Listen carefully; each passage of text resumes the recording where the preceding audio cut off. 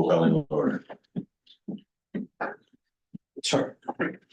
That's that for me to do it. After we're live. Well, now we're live. Fine, good now. Okay. So before calling the order, just the public notice.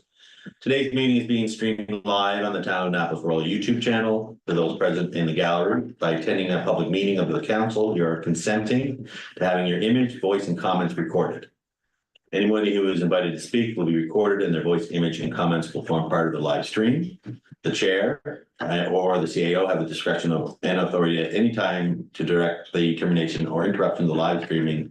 Such direction will only be given in exceptional circumstances when deemed relevant.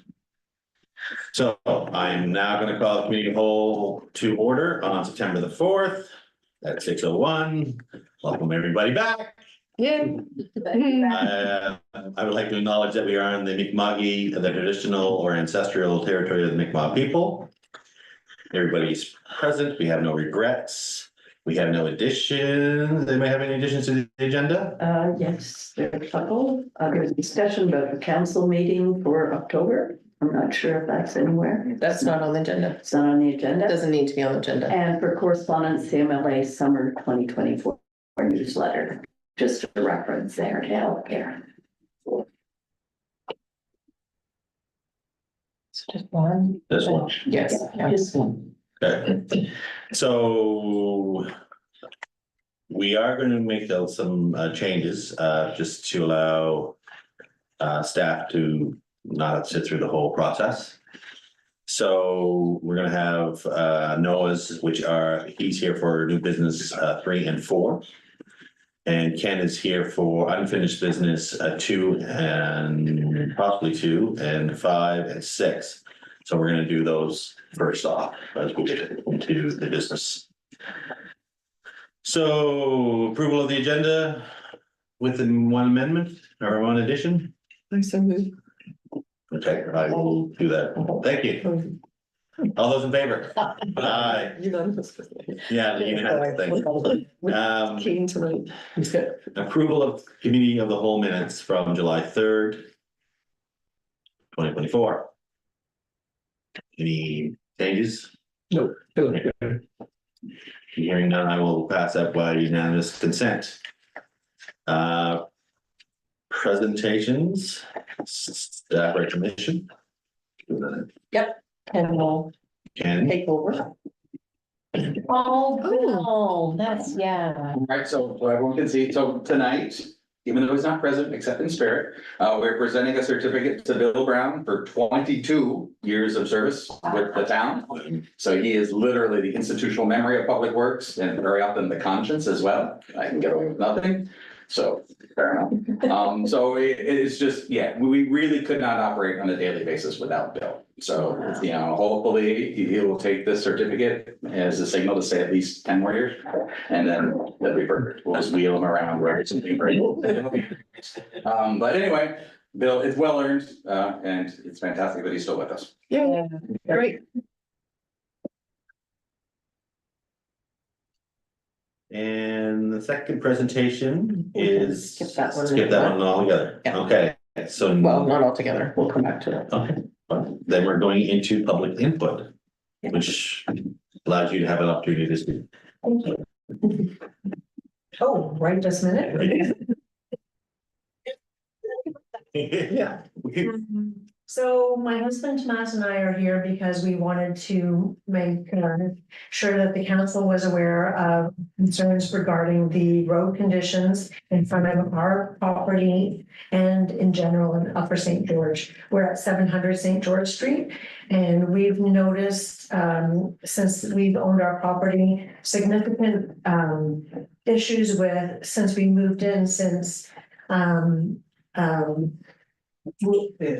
the road was repaired, quote unquote repaired, that we've got significant damage to both our walls in the home as well as sound and noise problems. So we wanted to make sure that you were aware of our concerns and have an opportunity to bring those to you as a group and see whether there's anything you can do to rectify those concerns and those issues. I understand that there's some potential budget that might be available to us, and fingers crossed, we'll get some positive resolution. So I think. am I speaking? No, you're right. Sure. Yeah. Yes, I think that's something we'll be discussing tonight, right? Yeah, so that's item Down the list. 5 on the Yes, so agenda. that's why we're here. Thank you so much. I Okay. hope I didn't ramble on too much. No, that's great. Thank you very much. And if you want, I can go back to the presentation now. Sure. Back to the municipal elected 2024 presentation. Have, So I'm gonna try and share it on my screen. Maybe it's the wrong one, that's. Look.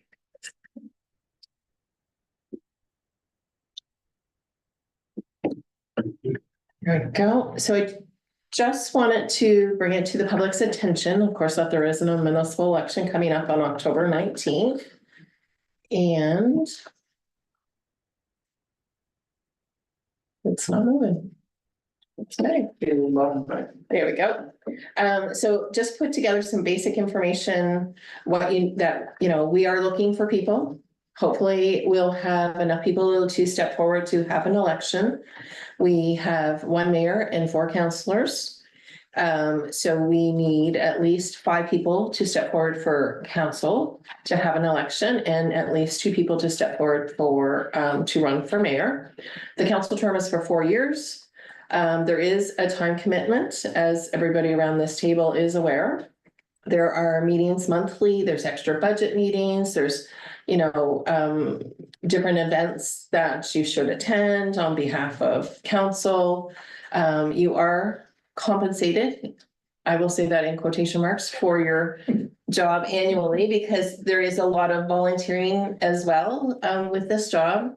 The mayor gets $12,898 a year, deputy mayor $8,237, and a councillor gets paid $6,143.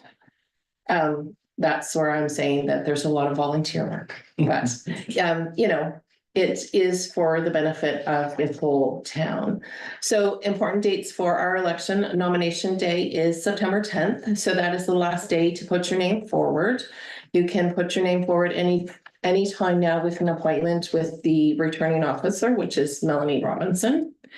If there is an election and people are not acclaimed, then you can do electronic or poll or phone voting anytime between the 10th of October to the 19th. Election day is October 19th. It is 100% done electronically or over the phone. So if anybody does need assistance, they can come to town hall and staff will help them on an iPad. So there will be no paper ballots at all, but we will assist in any way possible.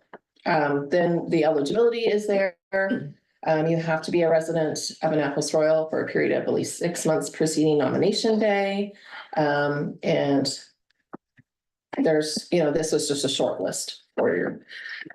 So just to kind of summarize high level, council approves the strategic plan and holds the CAO accountable for the results of the plan, determines the level of service, approves annual budgets, approves all policies and bylaws, adheres to the code of conduct, and only has 1 employee, the CAO.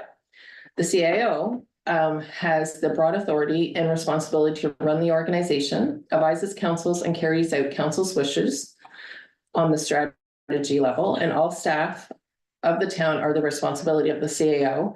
And the CAO is the only staff member who is directed by council. See, there's a typo there. Yeah. So if you have more information about running for a councillor or mayor, you can go to the website annapolisroyal.com, municipal elections, all the information is there. Or if you have any questions, there is an email that will take you directly to the returning officer, and that's elections@annapolisroyal.com. Questions? And just to be clear, to be a resident of Annapolis Royal for a period of 6 months, is that for not just only taxpayers and homeowners, but also tenants Yeah. who are renting an apartment? Yes, you can be, Yeah. you don't have to own property to run. You just have to show the property and documentation and Aspire that you live at. Right. Yeah. Because then that opens it up to more people. It is, yeah. Potentially. So, I got two questions. Is this the website location that they're going to vote? However, it's all No. electronic, so Yes, we're gonna have, You will get, if there is an election okay, and people aren't acclaimed, then you will get a notice in the mail and it gives you all the directions, the website, the telephone numbers. You get a PIN that you have to, everybody has their own PIN, so you have to put in the PIN to verify. And then we have auditors that are checking through the whole 2 weeks that the nominations or the voting is open, that will check and make sure that everything is, yeah. so that open to the agents of those that are running? Correct. They can do the. Once, if they sign up, if you have an agent that signs up when you register to put your name forward. Okay. So I'm not sure if anybody around the table would like to state whether they're running or not. It's I your, filed my nomination papers. okay, For mayor or for council? For mayor, okay. I'll be filing mine this week as well for mayor. I will not be filing. No, I'm not running again. 5 years is enough for me, for now. Yeah. Maybe in the future. For now. We need to talk all What's that? that. I hate mine. We'll have a chat later. great, and that was all that I had. Okay, Yeah. perfect.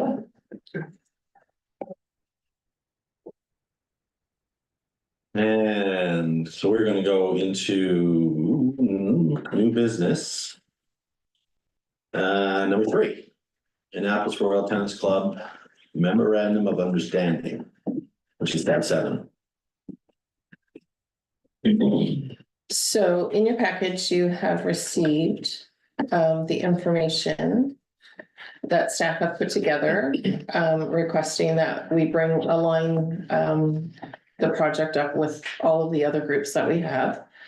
Our active living coordinator, Noah, is here with us tonight to answer any questions that you may have on the memorandum. It was kind of brought to our attention this spring when there was questions about who's responsible for what. So we kind of just wanted to put it in paper, lay it out so that everybody is aware of who's responsible for what. Thanks. Has the tennis club been apprised of this? Noah has talked to them and said that we're working on this. I don't think they've seen the final I draft. haven't seen this draft. Yeah, They haven't the agenda. 2 weeks. Nice. Questions? Only comment I'd have is under the memorandum of understanding, town responsibility. Just tennis courts are probably the town of Annapolis Royal, and it is the town's responsibility to provide a safe. It's just English, not substantive. When the tennis club members were here giving a presentation back in the spring, they seemed to feel that it was their responsibility to maintain the court, including if there needs to be a new surface, to raise the money to pay for that new surface. Or assist? Yeah, it sounds to me like we're taking on that responsibility. we always have had that responsibility. Yeah. And they have volunteered and stepped up and helped out. Okay. It is our court. Yeah. And I managed that project. Yeah, and- On the course of exactly. service, they did contribute generously, as did the county, the province, and the existing council at Lexington. It was primarily through grants and all the time that the town takes on. This defines the fact that if they are registered as a not-for-profit and joint stocks, they then have the ability to apply for other grants as well and contribute them directly to us, which is always appreciated, or use some of their membership fees. But everything has to come through the town because it's our property. And we need to be the ones managing basically all facility repairs and big, larger scale capital improvements. But how is the tennis courts different than the pool? Because the pool is run is, by the, that is another facility that we own, but we allow the group that runs the pool to pay all the costs or most of the costs. But they are running at 20, they run it for the full operating time that it's open and are also generating all the revenues from it. The revenues from the pool don't come to the town, they go to the society, then they offset that by their expenses. That's kind of what's happening with the tennis courts right now, though. No, No. so they have their own specific times that they ask for, and then we have the other times that we're mandated to follow. That anybody can pay to get a key and. Yeah, so they can use the facility when it's not a group run, like they have whatever days they have. Yeah, it's Especially- it's 16 designated, I believe 16 designated hours, but there are various times that are reserved for. Just- Play. If they're, well, to use the park, they do get that in exchange for that. With they incorporate either an annual fee or some very clearly defined in-kind lessons and a short youth camp that they can provide in exchange for waiving the actual fee. It leaves it up to them that if it's more convenient, they can pay the fee and we can hire a camp instructor. Well, Just tailing on that $600 fee, do we charge them a fee at the moment, or is that a new? Okay, That's new and that's just good. That was always they've always been very generous with the lessons and assistants and things like that. Putting a finite dollar amount on it is a loose impression of what the amount of services they're doing can be compensated, that they do compensate for already. So as long as they keep what they're doing, the fee can be waived, but no, we've never charged. okay, so the new idea is to charge the tennis club $600 in exchange for preferred court times of up to 16 hours a week. Okay. And so we do charge time, we do charge the climbing wall, Right, right? They got all the grants, they put the work in, and they do pay rent to the town for that facility, that space. okay, should there not be a minimum, like, according to this memorandum, the fee can be waived completely if they do the summer camp. Yeah. But there's, in the conversation that occurred this summer, there was obvious usage of public facilities that another organization is offsetting in their expenses. That's not included in this discussion. This was basically to tidy up and define everything that we have. It's partnership between the town and the club. The bathroom use between the pool and the tennis club is a discussion they need to have again. I don't want to be quoted on this, but I believe the situation next year is the tennis club would be allowed to use it during open pool hours. And then anything beyond that is at their discretion. yeah, I think that's correct. That's leading in that direction at the moment. Are they a registered non-for-profit at the moment? I don't know if they're status of just that's Right. for everybody's safety and liability that Right. needs to be taken care of, and that's Yeah, which well as the insurance policy. which brings me to the insurance policy. I know it's expensive for non-for-profits to have their own insurance policy, and I know that is there an opportunity for them to be umbrellaed under the town's policy just for cost savings? Something maybe we could look at. And the other question I had is to host and promote a minimum of 3 recreational tournaments per year. Where did the 3 come from? Is that something? They've traditionally been. They have done, okay. Okay, okay, This is just keeping.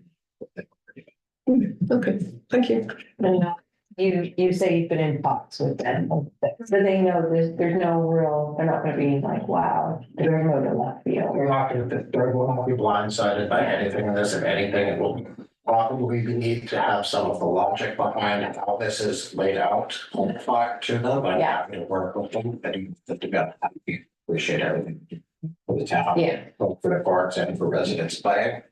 So this is just an effort to make everything finite and sort of make the actual responsibility very clear for both of us. Yeah. And we do have a concern that the membership money is just going into a personal bank account as well, kind of like the twinning.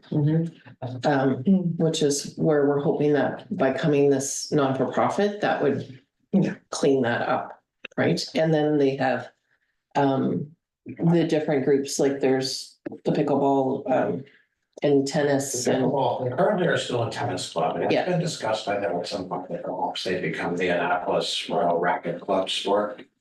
all work together, but Yeah, I would recommend them, if they don't have active status as a not-for-profit, along with that, they update their bylaws. I agree with you, Sandy, I think having your fees, membership fees going to a personal account is pretty risky. And also the insurance.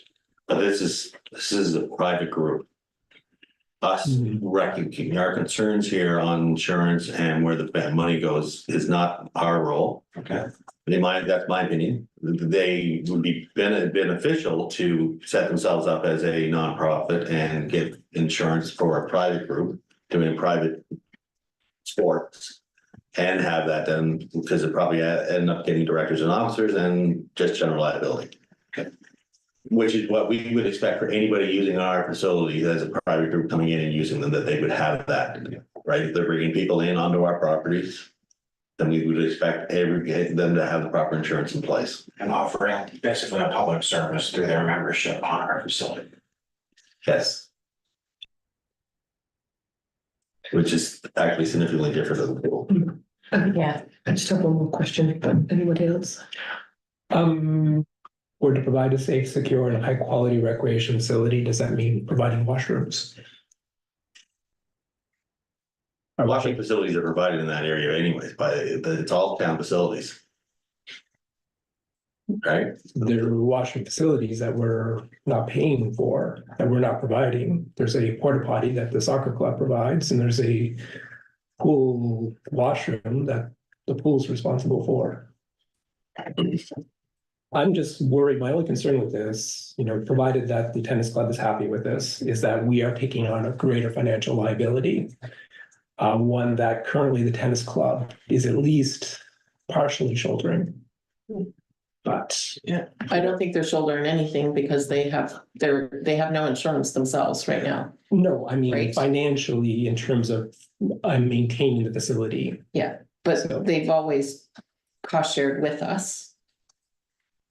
This And is work together. formalizing it. This is just formalizing what has been done in the past. The camp, they've always done the camp. We're not really asking anything new of them. We're just trying to get it on paper so that we have, I'm not saying that we're asking something new of them. I'm saying that we are taking responsibility from them and taking it on, making it the responsibility of ratepayers in Annapolis.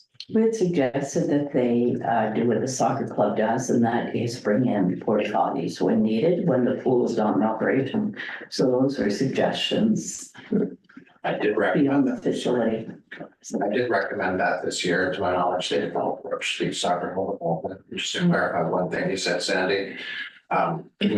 We have always, recreation has always offered the youth camp. They have always offered the adult. Since I have added the youth camp to their plate of things, but it's a very reasonable ask, I think. I was not able to offer a youth camp this year, so I couldn't be a qualified instructor.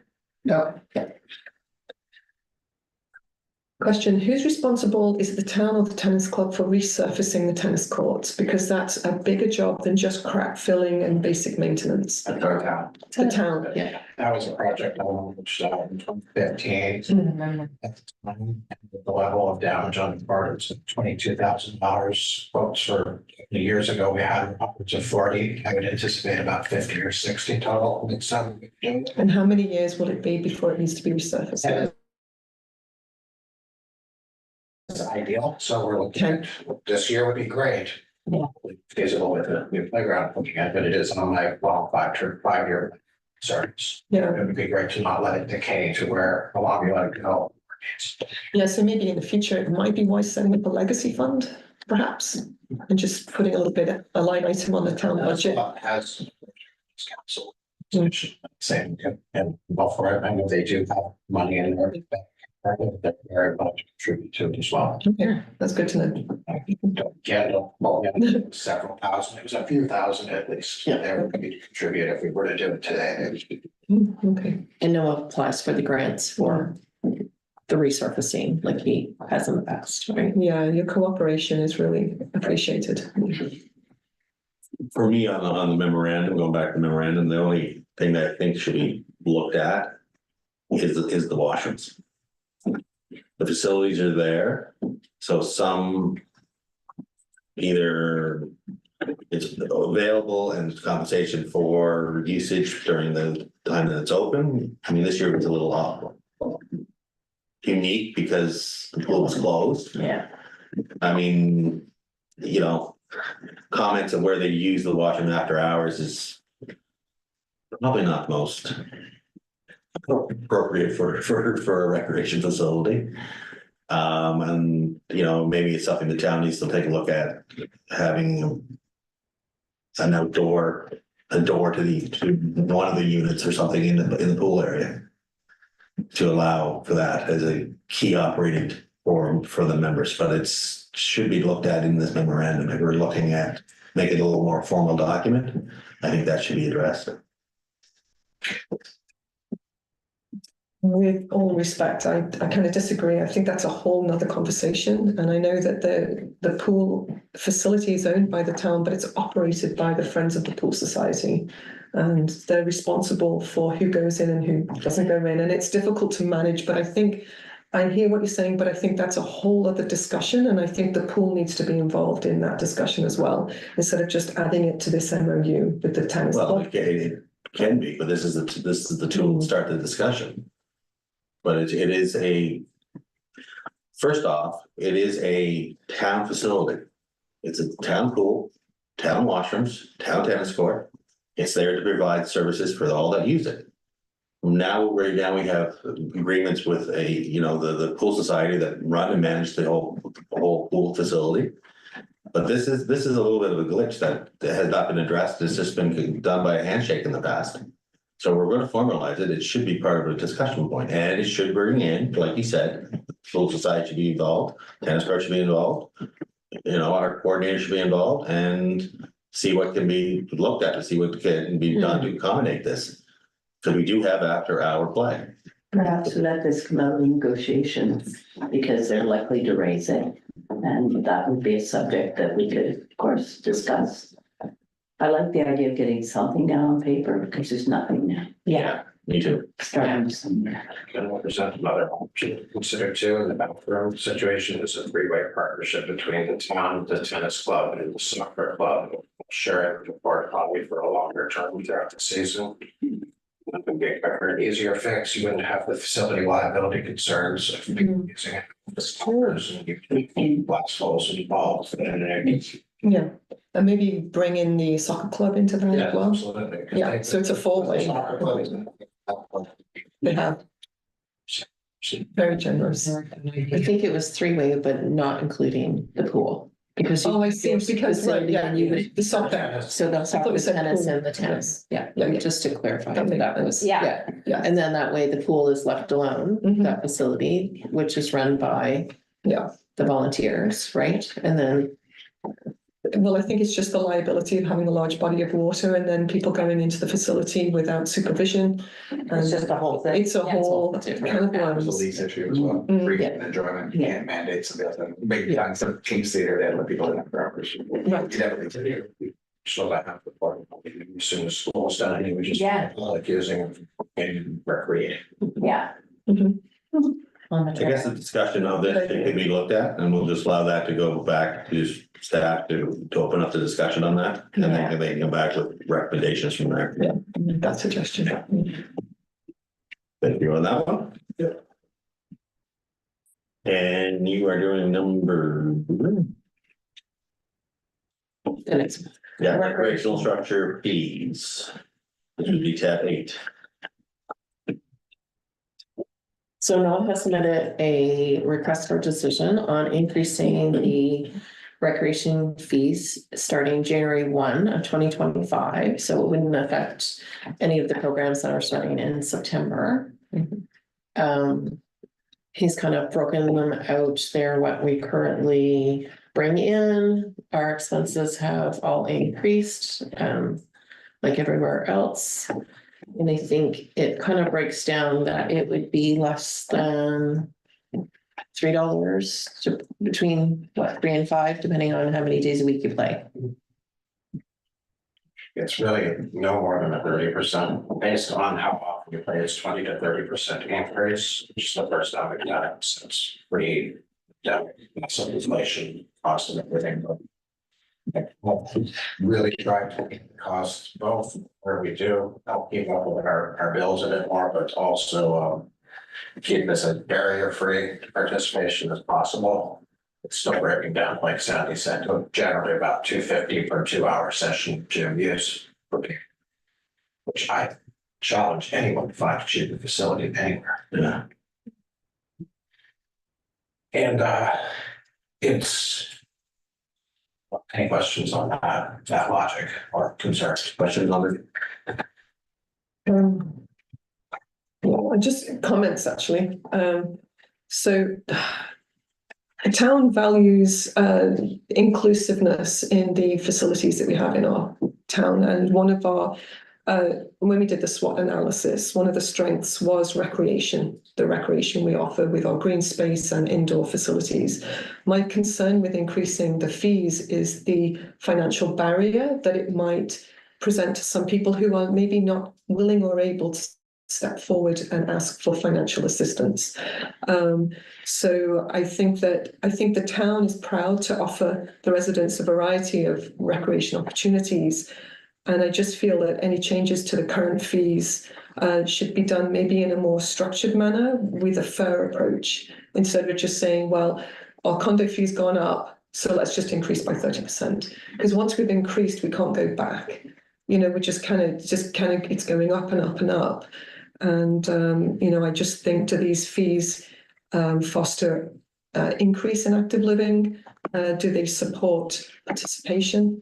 Are we maximizing the people who we reach, or are we going to turn people away? And I know that our access to medical care has been reduced with the closure of our emergency room and limited access to our urgent treatment centre. And I know that conversations in the past have been around active living, improving our health and well-being, and that's all very good. We need to continue to do that. And I just feel that by increasing the fees, we're not promoting, or we're limiting the promotion of wellness and health. It would be really nice, I feel, to supplement these fees in a way to make it more accessible and inexpensive for people to come to the gym. We do have this clause, right, that they offer the opportunity for participants to privately discuss prorated or waived fees. Yeah. I know, So but you're talking of something in addition to that. yeah, I just think that's a challenge in of itself, that a lot of people, you know, they might not have the money this month or next month, but typically they do have the money, you know, especially with the cost of food going up and fuel. You know, discretionary income is reducing, and now we're proposing an increase in recreation fees. So I'm kind of not in favor of the fee increase for those reasons. So sort of to follow up on Paula's point, or to continue with Paula's point, our recreation revenue has gone up significantly because there's been far more people participating. So even though our costs are going up, our revenue is going up as well, even without charging more to each individual user. Can we be content with that increase? And if we increase these by 30%, 20 to 30%, are we risking losing some of those participants? Maybe not because they just are poor or whatever, and they can't afford it at all, just because, you know, they want to cut back. They cut back as a result. And my other question would be, the number of users, is that important when you're applying for grants? Two questions in one. Paula, your thought about finding other sources to supplement, it's very difficult to find grants and outside sources, actual cash to offset operating costs. It's just an ongoing thing. It doesn't, there's lots for infrastructure improvements. There are a lot for targeting groups that may have barriers or need that. But what we're facing is right now, there would probably not be easily any type of straight cash money to Paul, your question is big. It's, I've really tried to, I'm very much with you in trying to keep these costs as low as possible. I feel like I could improve upon how much I promote the fact that I'm the town recreation department for the town. Please come talk to me and we can come up with a reasonable compromise. I have let people who go straight, pay a half fee. So you understand that's a sensitive subject, some people didn't want to come. It's strange, or it does exist. We're out there more publicly and offering permission to. We have had a huge spike in usage since we took on the gym in 2017. It's been a steady process of seeing what programs are popular, what makes the most sense as far as both reaching the public and offering good opportunities, and also renting the gym out for things like the YMCA day camp, private rentals. Pickleball, the elephant in the room that is pickleball, of course, has been a big revenue holder.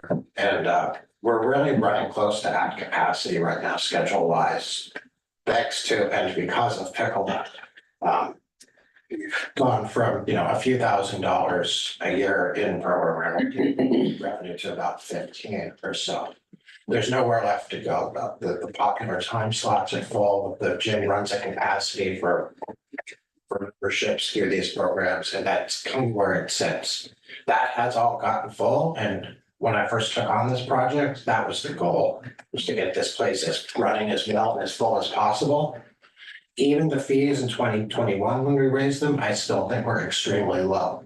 So this is kind of an inflation cost of living increase just to keep up with what has happened since the pandemic. It's us gouging and trying to take more money. I do realize everything's expensive like Paul said, and that's sort of an extra shove that people don't need. It's like, oh, that went up too, and everything else in your mailbox is saying the same thing. But I do think from a bottom line perspective, it's pretty dismal. I'm happy to get there.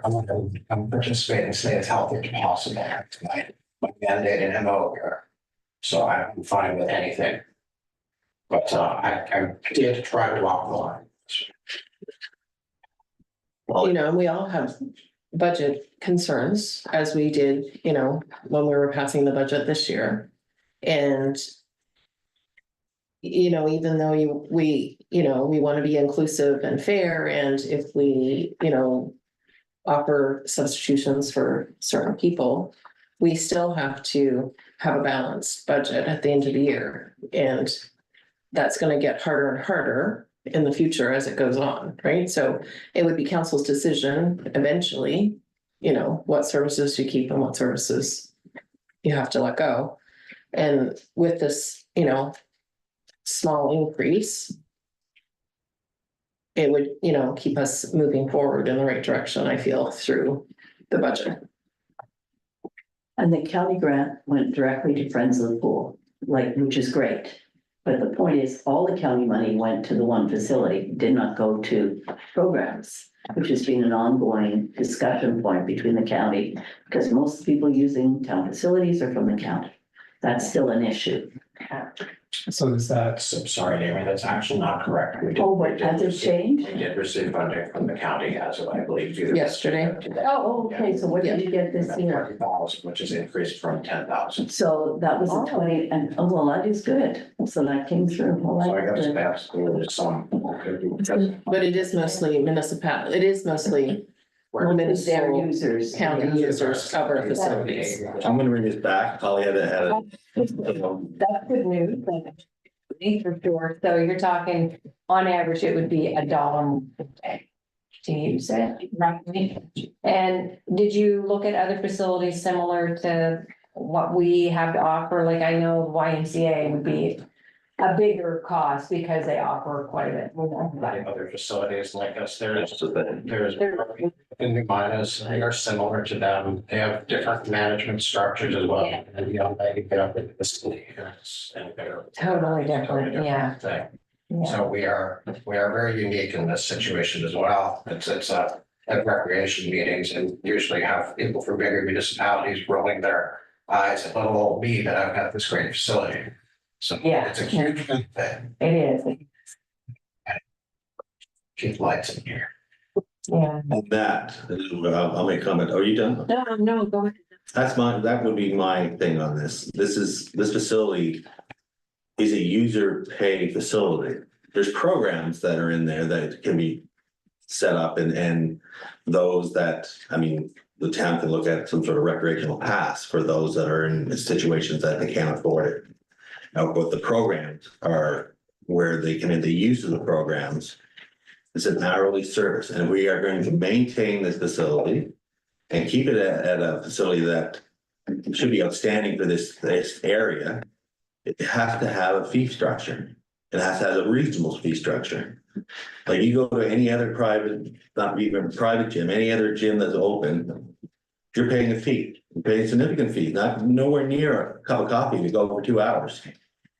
And that's what it is. You're looking at $3.50 for 2 hours usage of our facility. And that to me is very reasonable, because I'm sure it's not covering our costs or lights or heat or cleaning, staff time or anything that goes on, and never mind programming and everything behind the programs, or to upgrade facility or upgrade equipment. Right.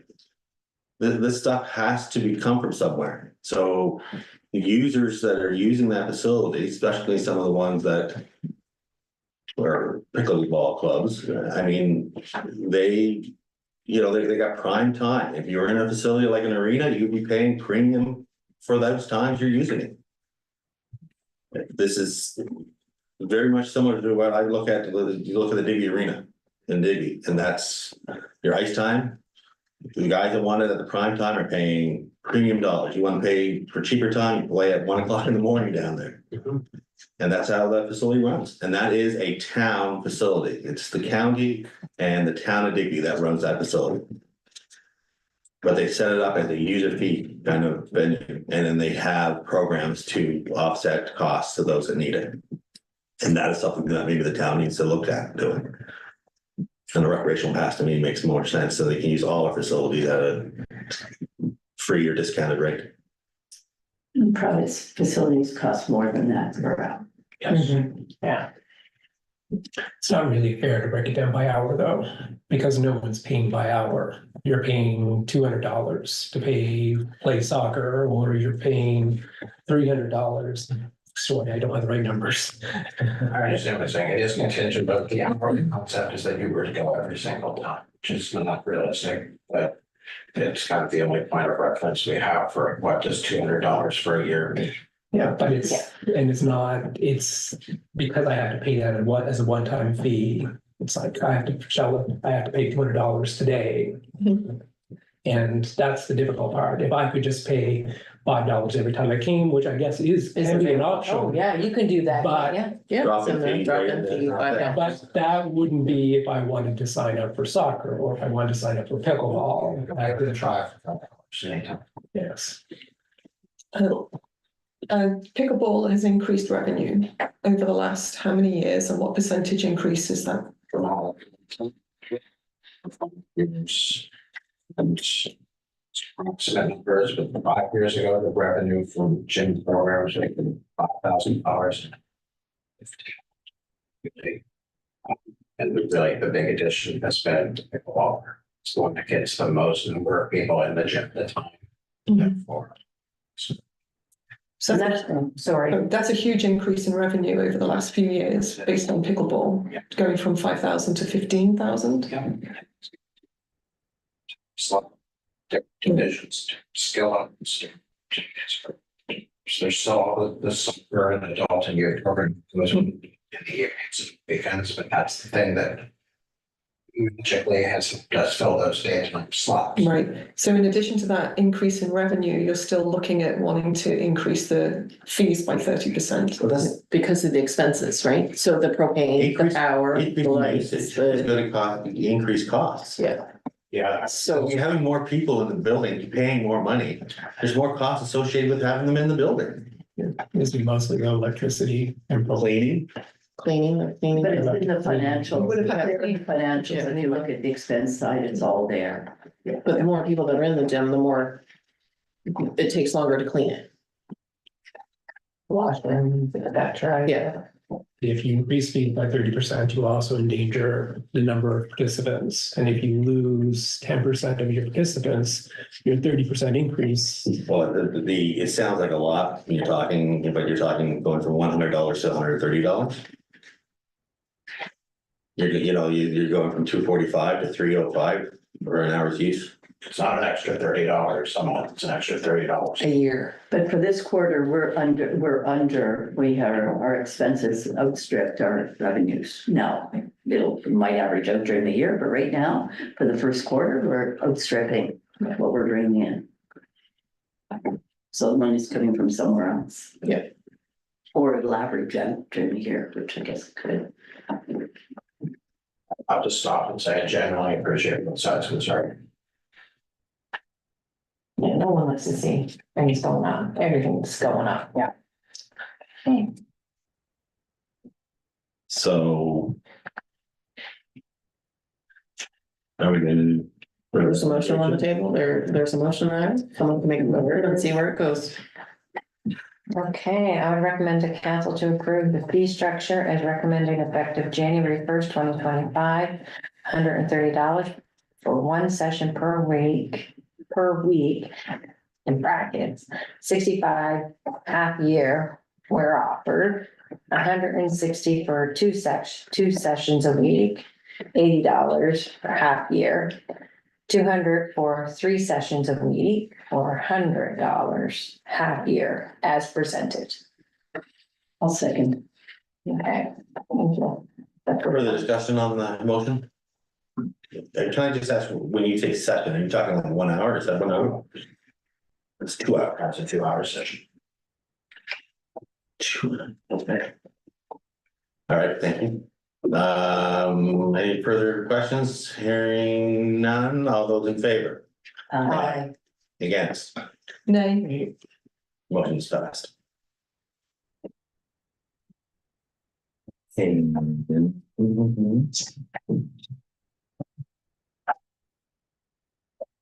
Thank you all. Thank you all. Thanks, Noah. Now, if you want to go before, we can talk about all the right and the paving concerns, so maybe use. So that they can. We are going to start with new unfinished business, which is number 4. Number 5. Number 5 first? Number 5 first? Number 5 first. Paving concerns. Oh, no, that's mine. Number 5 is the grant, but yeah. Oh, yeah, 5 and 6, sorry, my apologies. So number 5 is the one that I thought. The own trucks and the, Municipally owned Yeah. trunks and cost shared program for physical year 2024-25. Yes. separated. So as you're aware, we applied for a grant and found out a couple weeks ago that we have been successfully granted just over $205,000 for paving the Upper St. George Street. It does mean though that we have to come up with the other over $205,000 to do the cost share. Spoke to the director of finance and we did have an overage in last year's budget, which would cover, if we bring it in, it would cover the difference here. Not sure if you have any questions. So, yes, I do. Start and end point on Upper St. George. I can speak to all the details of, Okay, yeah, the road works. there's a couple things, so that's the first one. Want me to start with that? Go ahead. And- The grant restricted, the highway department defined the space. So from 205 Mile Board Corner to the traffic lights, 1.4 kilometer stretch of road. However, council approved just maybe 3 years ago, that section from 201 to just past the medical center was improved, gutter dread, things like that. So in terms of this grant, we're taking that off the table. Okay, so, So the line where that improvement stopped is right in front of the Baptist church. So that's gonna be our starting point. So we're probably talking closer to 1.2 kilometers. so the church finger. Finger church. Yeah, No. the light. For now. Yes, yes. It's different. Just to explain the patches that we put in already on St. George Street that were ground down and Correct. done, those will not This they'll be year. blended into this new one? No. Oh, Well, yes and no. All right, so I'm gonna back up. All right, so what I've done, because this grant, you just want me, I'll jump in and it's easier to have questions, wave at me, I'll stop. This grant must be completed, or the work must be completed by February 2025, which literally means it must be completed by November. That's the paving season. Yeah. I have contacted 3 reputable pavers with whom we have experience. Mhm. All, for them to even come and look at it, they had to assure me that they had space in their schedules to do the work really in October, and that allows a little bit of slippage in November if required. So, but you know, they had to be able to do it, they had to have the time and schedules. Yeah. I had the 3rd company out today. All right, I've had 2 strategies put forward, and I'm leaning towards the second, but I'll describe both. The first company that put in the quote, I was actually the company that did the patching this year. And they were suggesting that approach. So everything that, some of the tiny patches might be milled a bit. The bigger patches wouldn't be touched. So we're talking 50 mil, 2 inches of milling, and then everything blended together. And then we can't, and the other part of this, we can't do catch basins, even though that is by far the better thing to include with roadworks. This grant does not allow it. I can do guttering though in places, so I'm including guttering in places where guttering is appropriate. So again, the first company had this mill and patch approach, leaving the bigger sections just alone where they were. The other 2 companies are suggesting a different approach. And these are generally bigger companies as well. They're suggesting something called profiling, where there's just a light milling down the length of it to restore the crown in the road, and then a 50 mil or 2 inch cap applied to the entire length of the road. And in both cases, what we'll end up with is what will look like a fully new road, the length of the section that we're talking about. I'm leaning towards the second approach because I think that'll give us a better crown to the road, which will aid in drainage. It'll allow us to make better use of our existing catch basins. I guess I'm including in these bids a portion of guttering as well. And I think even though I can't gutter everything and put catch basins in, if what we have is working better and we're having it work at its optimum level, it's going to be an overall improvement in drainage onto it. All companies understand that 410 is the number, not 410 and 50 cents. I can't bank it, so you know, like use all the money. In the 2 I've received, the one from today hasn't give me the numbers yet. But 2 I've received are right at the number we need them to be. So that's pretty solid. So I think with approval, you know, the project is very viable. It will end up with what is essentially a new section of road from the 201 to the traffic lights. It's just one part's a little bit newer than the other part. Yeah, just one more quick question. So we do this. Yeah. And there appears to be like a lot of problem with Upper St. George and loud vehicles going by and shaking houses. Will that change? Will that? This will do nothing for the speed of vehicles. Right. And the traffic calming is a different conversation Yeah, entirely. I just meant even if they was going 50. Yeah, but what this will do is the entire surface will be smoother, so there's less to cause the deflection in the suspension of the truck, so you won't get that banging, and you should not get the vibrations. I'm guaranteeing it, I'm saying you should. It actually should be a significant improvement for the resident of the port. Okay, that's great. Will this address the subsidence in the road that you had mentioned as well, where the 2 cuts and it's dropped? Either Will approach they level that? will, yeah. Okay. The end result of either approach should essentially give us a smooth road. It's just, I like the second approach because it gives us a better crown on the road too. Either build it up. Yeah, both will build up, Okay. right? So, and we'll get about 50 mil of build up. And so going back to what you said, Deputy Mayor Tompkins. So the patching, as you know from experience and from other quotes, our road is thin in places. Even this year, we had to build it up with material just because we milled down 2 inches and we got into gravel. What this will do is give us almost a uniform thickness to our entire road, so future repairs will have a much better surface to work with. Mhm. So this is compensating for what we've had deteriorating road over the years. Nice. Comments? So that, Paul? Second option, if there's blending, will there be no danger of having these lines or?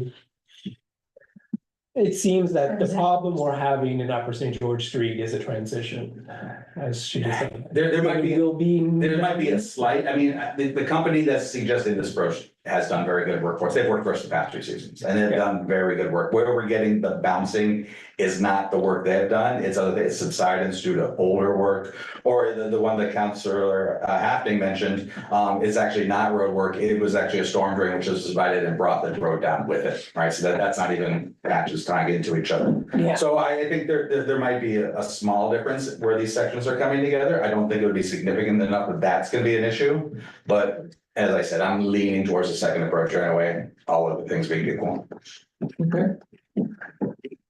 Any comment? Is that permitted? Only if it's next. Just to put it in perspective, we used to live beside a railway track. And we had family visiting and they commented on the fact that it was as much noise and vibration as it was when our home was adjacent to a railway track, living at 700 St. George. So anything that you can and are willing to do to improve the situation would be greatly appreciated by not only us, but I'm sure many of our neighbors who were unfortunately unable to attend today. I think we had this conversation before, and I think it was a meeting last year or something.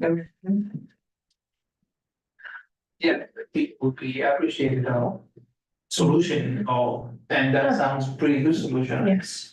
And it'll be a huge improvement. Yeah, it's a big truck and the bounce. Yeah, it's the uneven, so it's. Yes, thank you. It's a great opportunity with 50 cents on the dollar. Oh, yeah. So it's a generous grant. It would be a shame to Yes. let it go. Mhm. So can we have a motion? Yeah. Number 5. To recommend to council to match the fund contribution of $205,439 from the operating reserve for paving funds received from the municipality-owned Trunks and Roots Cost Shared Program for fiscal year 2024-25. This will amend the 2024-25 operating budget to reflect additional funds coming in at $410,878, with additional expenditure of $410,878. Second. Does that make sense? Yeah, because we have to add the whole amount of expenses and the whole revenue will be Yeah. coming out. Yes. Oh, so it's in and out. It's in and out. I see. 50% will be from the province and 50% will be from the taxpayer. Yep. I move then. Further discussion on the motion? Did we get a second? Yes, Okay. Holly. Sorry, Kim, did you? Yes. Thank you. Hearing no further discussion, all those in favor? Aye. Against? Motion is passed. Mhm. Really quick scan. He's gotta bring us cool water up there. First shaking me. Public Works likes donuts. Yeah. No Ryman No, set, no, no, please, no. It gives them energy. It's an energy thing. They're kind of Well, all lumped. the paving concerns were submitted, so I wanted to make sure they were on the council agenda for everybody to be concerned or to see. That, I didn't want them to think that they came to me and didn't go anywhere else, but with the grant, I'm sure. And you have replied to all of the Just that we correspondence to give them an had- update. Yeah, but it wasn't official No, until no, this no, no. month, yeah. So, Yes, you definitely did reply to everyone. Thank you Yes. so much. Appreciate it. So now we can just spread the news that, yes, it will happen. So we can skip by those. Okay, Where are we in this agenda? so that. Going back to the original agenda, we're going to unfinished business number 1.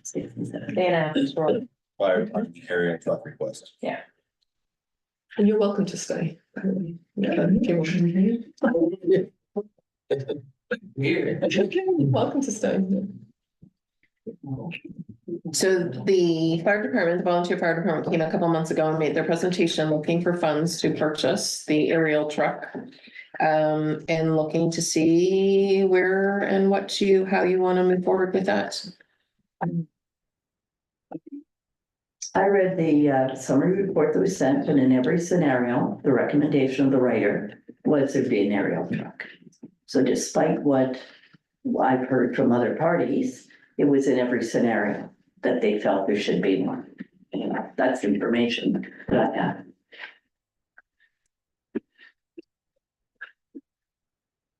And our agreement says we'll fund a truck. A truck. A truck. So perhaps the answer is to let the fire department decide what kind of truck. We're in for the basic truck. We know what that amount is. Yeah, I, which is quite a bit Find a way. different than, I think Big area. we're responsible for a truck that, a certain level of truck. Yes, This is exactly. well beyond that. Yes, but it doesn't change that we've made a financial commitment to a certain type of base truck. Yes. But if they want to go and do whatever to get the other or whatever funds they have, I don't think we should stand in their way to oh improve. goodness, no, their I lot. agree, yeah. But the aerial truck that they're proposing is a rather old aerial truck Because it's within our budget. because it's within our budget. Yeah. But we are then using our money for a truck to buy a relatively old truck that could potentially have, I know it's It's refurbished, Yeah, but and that's what they're happy with. Yeah, that's what they. I'm just concerned that if we buy the refurbished aerial truck, I that don't think we should be buying the aerial truck. I think we should be offering up the funds that we would do for a regular truck. And if they want to go for a higher price truck or a different type of truck, that would be a no. We're only required to provide a pump for the truck, which is A half, frontline fire engine is what we're responsible to. which is half the value. Yes, And a new one. So I was talking to Digby, where he's getting a new one, is 2.5 million. and we don't have that money on our small tax base. So yeah, so you have the option of going back to them and saying, we will give you X amount of dollars, 250, 275,000. And if you choose to spend the extra 400, like, it was 400 and it was 325 US, so it's probably 450 Canadian. If they wanted to do that to get the pump, the ladder. Yeah, And then that would be their choice. Mhm. Yeah. Yeah, if that's the, how you know, often do works we have to provide them? Like this We have commits to- to provide a truck, like if this truck were Every to 20 die in years. 5 years. Does that mean they have to wait another 15 years before we can provide them with a truck? yeah, we have to, the contract is, yeah, we supply one. how often did you say, sorry? It doesn't, the contract that we have with them, the signed contract does not say how many years they get a new one. Right. The one that we supplied them last time is now 3 years past Yeah, the recommended time, because they have to be certified and go so Yeah. long, right? And if it still passes certification, then we didn't have to commit to doing a new one right then and there. And we're incorporating it in our capital reserve for Equipment.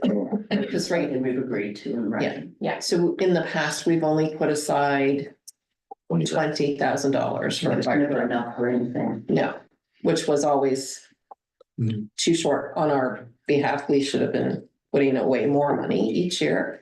But hopefully we'll rectify that in the next year's budget.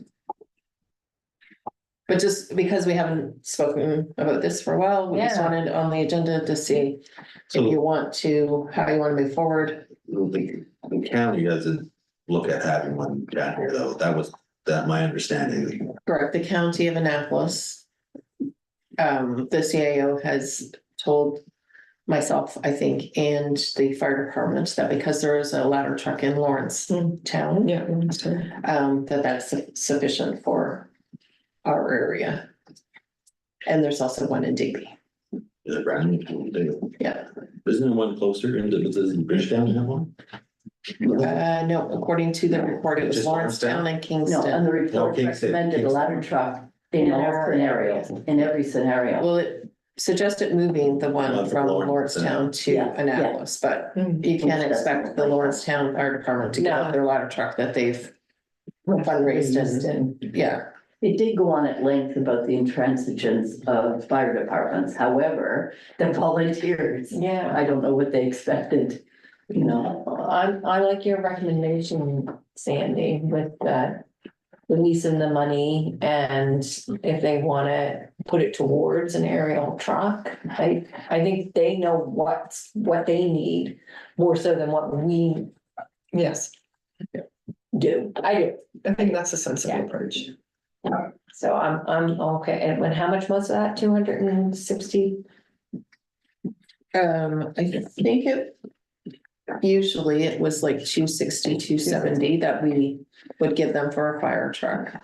And this one was 450. So are they gonna be happy with this or are they Well, gonna, it's, we they can. would rather obviously us pay the whole 400, I mean, of course. Now, the last, when Smith's Cove got a new truck, they received 45,000 from the KNC plants. Mhm. Grant, Wow. that's another possibility for a department. Yeah, And KNC plans like to do contributions, as you know, like they do amazing. around the community. Yeah, But they did put 45,000 towards the fire truck, which the manager did not think would go, but Mr. DeVoe decided he would like to contribute to a fire department. So I'm not saying they're the only ones, but they have other options that we don't. yeah.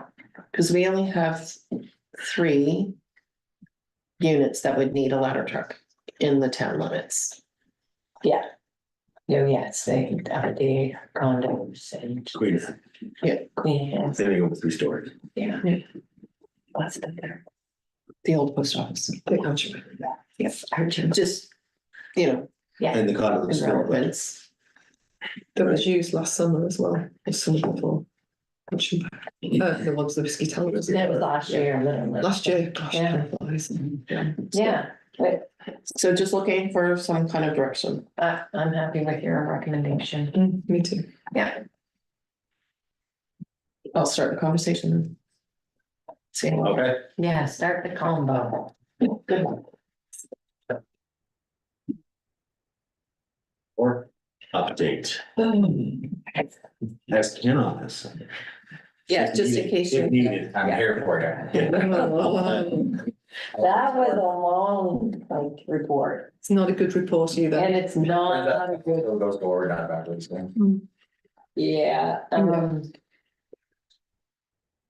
in the report, obviously, they didn't give us any dollar figures as to what it was gonna cost us, again, just to do the things that they recommended that needed to be done, so we don't. Well, some of the ones that needed to be done make sense, like the, floating up the ladder, Yes. float them up, sign them. Well, we can just remove that.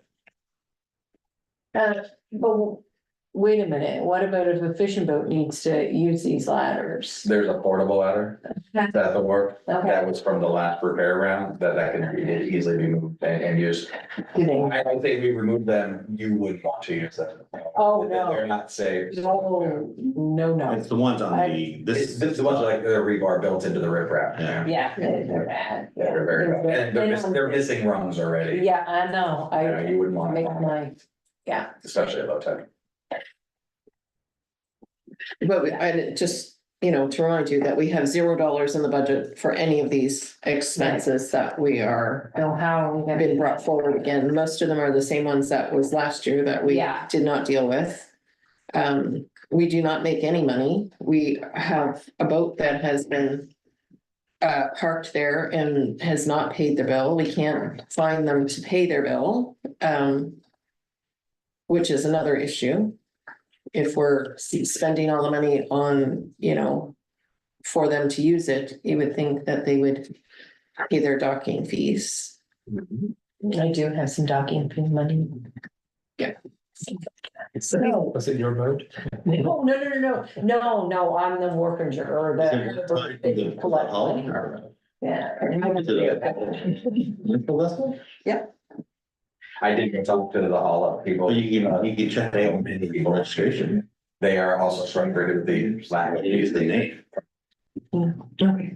staff systems. so we've applied for marsh restoration projects to the tune of what, $900,000? Marsh restoration projects, which doesn't cover everything, but it's a start on that. There's 20,000 came in, which is nothing from the province, but it's 20,000, which could leverage 25,000 from farm credit and then 800,000 from local leadership for climate adaptation. So one of the things we could do is get moving on the marsh restoration projects, including shoring up but we still have to find money for the walls, you know, in the surface. So like the rehab Marsh project. restoration grant, can you explain that? Well, the marsh restoration was in the report from AIM Network. Yeah. So for 900,000, we could restore marshes in the area, including and also build an embankment up to shore up one side of the wharf. So the wharf restoration itself, not restoration, but shore rehabilitation for the wharf was 2.7 million. But So we'd have to find a large grant for the wharf, if it was to be kept, and you've got all the remarks, so you still have to look at that. Yeah, that's okay. the engineers on that recommendation had no clarity from Department of Environment or the landowners that would be this giant wall that they proposed. We're not talking about a seawall now, we're just talking. No, I'm talking about the embankment wall that was tiered up to go along the side. That was just for the wharf itself, so Yeah. that's on town property right there. No, Well, yeah, but the other marsh restoration projects, the ones that are in play now for this particular grant, would all require permitting, like you'd have to go through that process. Part of the application is going through that process. Permits are part of any, because it's expensive. So one way to go would be, you know, to prioritize the marsh restoration and then make a decision about the wharf independent of no that. marsh there. Right. No, but there were proposals for marsh restoration along the boardwalk. There's marsh down by the Queen's Wharf. In the report, there were several places along the boardwalk where you could restore a marsh. Yeah. As a primary defense. And then they also suggested an embankment for that side of the wall. So those are all in the report. I think we should clarify what could actually be dropped on the beach, because you can't drop stuff on the beach. No, it's clear, but that's all, anyway, we've just made it through the LCA application, which was quite large, which took quite a while to do. We had Clinton Foundation who helped to write the application. And part of it is permitting, and you're quite right, permitting happens before you. Well, we're spending a lot of time on a grant here that I think the big question would be on the permitting first. Actually, the marsh part doesn't deal, the marsh restoration project, there are two projects, marsh restoration and then embankment shoring up the wharf. The embankment shoring up the wharf depends on what you're going to do with the wharf. But the rest of the boardwalk depends on what you're going to do with marsh restoration.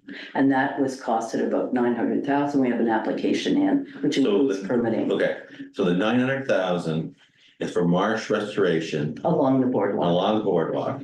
But you can't address and drop anything on the beach line. So you're looking at behind the lighthouse, which is the tidal pool area, and then you have a marsh section behind the O. Anyway, that whole application has gone in, I understand that, but including the what cost of detail? permitting. Do we, because we're talking about the wharf on the side here now. And Yeah. I don't see where we're trying to fit in a sea wall on the wharf side under this grant. There's no seawall under that. Not a seawall, the No. tiered section that they. We're proposed. not, two separate proposals. So this is not the same grant then. So the $900,000 is just for along the That is shoreline. It just is along the not, shoreline. That's, on the it is rock not, along the side of the wharf. although we did get 20,900 to explore what to do on the wharf, but Sandy talked to the program and we could move that 20,000 over to the marsh restoration project. Okay. So we were awarded 20,999 to look at the embankment part, but we have permission to move it over to at least start the marsh restoration, which would be a help. So how is the marsh restoration have anything to do with the maintaining the wharf? It's protection it's just the general project. So until the council makes the decision about what happens with the wharf, right now, it's just one big project, shoreline protection. Yeah, so for the recommendations on page 13 of what needs to be done to the wharf itself. And the document here, there's like the sheet piling, the zinc anodes, the repairs, they did not like the rocks that we put in front of those wood things, those have to be replaced. I like. Right? It's not effective. Why Very did you like that? effective. Because it's not gonna do the trick. Yeah. Yep. So there is buckling and large holes as you know, that are shown in the report Yeah, unfortunately, the side that gets the weather is not the side. that we fixed. Yeah, Yeah. it's the east side So, Yeah. at the end. Yeah. you know, there's a lot to digest in this report. Yeah. We have no money in the budget, once again, to do any of the, whatever 8 items that are listed there. Just wanted to bring it to attention because we need to kind of figure out eventually what we're gonna do with wharf. Right? If there's repairs that we do have to handle the safety issues. So we'll have to get some estimates and bring them back to you and say, the rungs have to be brought, taken off the ladders and fix that. And then we should, definitely address the safety issues in this, and then the rest can be put on hold until we figure out the big direction of what council wants to do with the wharf.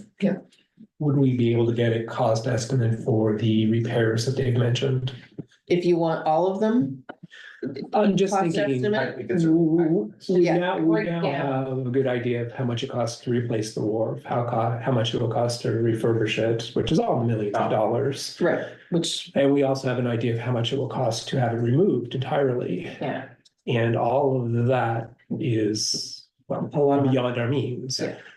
So if we can maintain this or preserve this wharf for another 5 years by spending $10,000 or $15,000 a year, You get. That may be more cost effective. On anodes, I purchased the chest waders so I can walk around the entire wharf after storms as advised. So I'm looking forward to that. So, Let me yeah. know. Yeah, so there are absolutely cost effective things we can do to take action that are, if nothing else.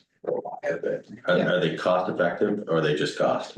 Well, that's. I would say cost effective, are things like the patching and the anodes preserve what's there for a longer term. I mean, the cost of doing nothing would be the faster deterioration of the wharf. And if that's the ultimate goal, then fine, certainly. But if doing nothing gives us 3 years of life as a random number, and doing something at a cost gives us 5, then that value difference to be made, certainly. And we've identified 16 potential areas of funding. We've exhausted 6. That won't work, but there's still 10 to pursue. Yeah, and I want to say thanks for looking at the funding, because But that's very helpful. but it's just a full-time job. Well, full-time job. It's a perpetual job, perpetual.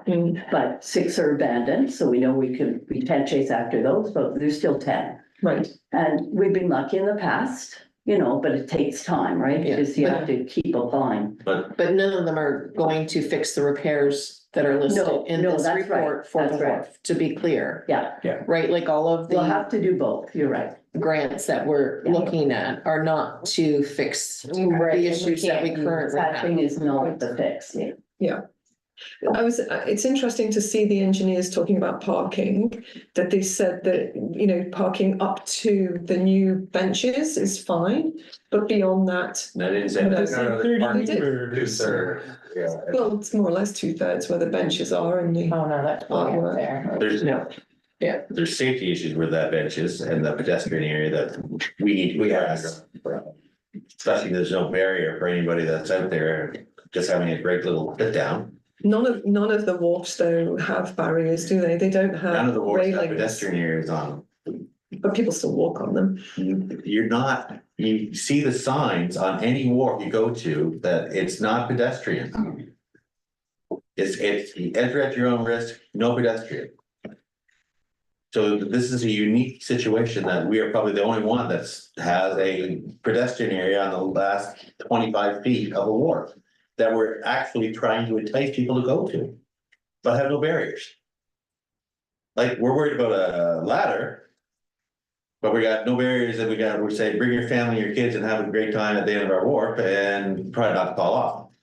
Like, that needs to be addressed. If we're gonna keep it. The other side of this whole thing is we're talking about patchwork.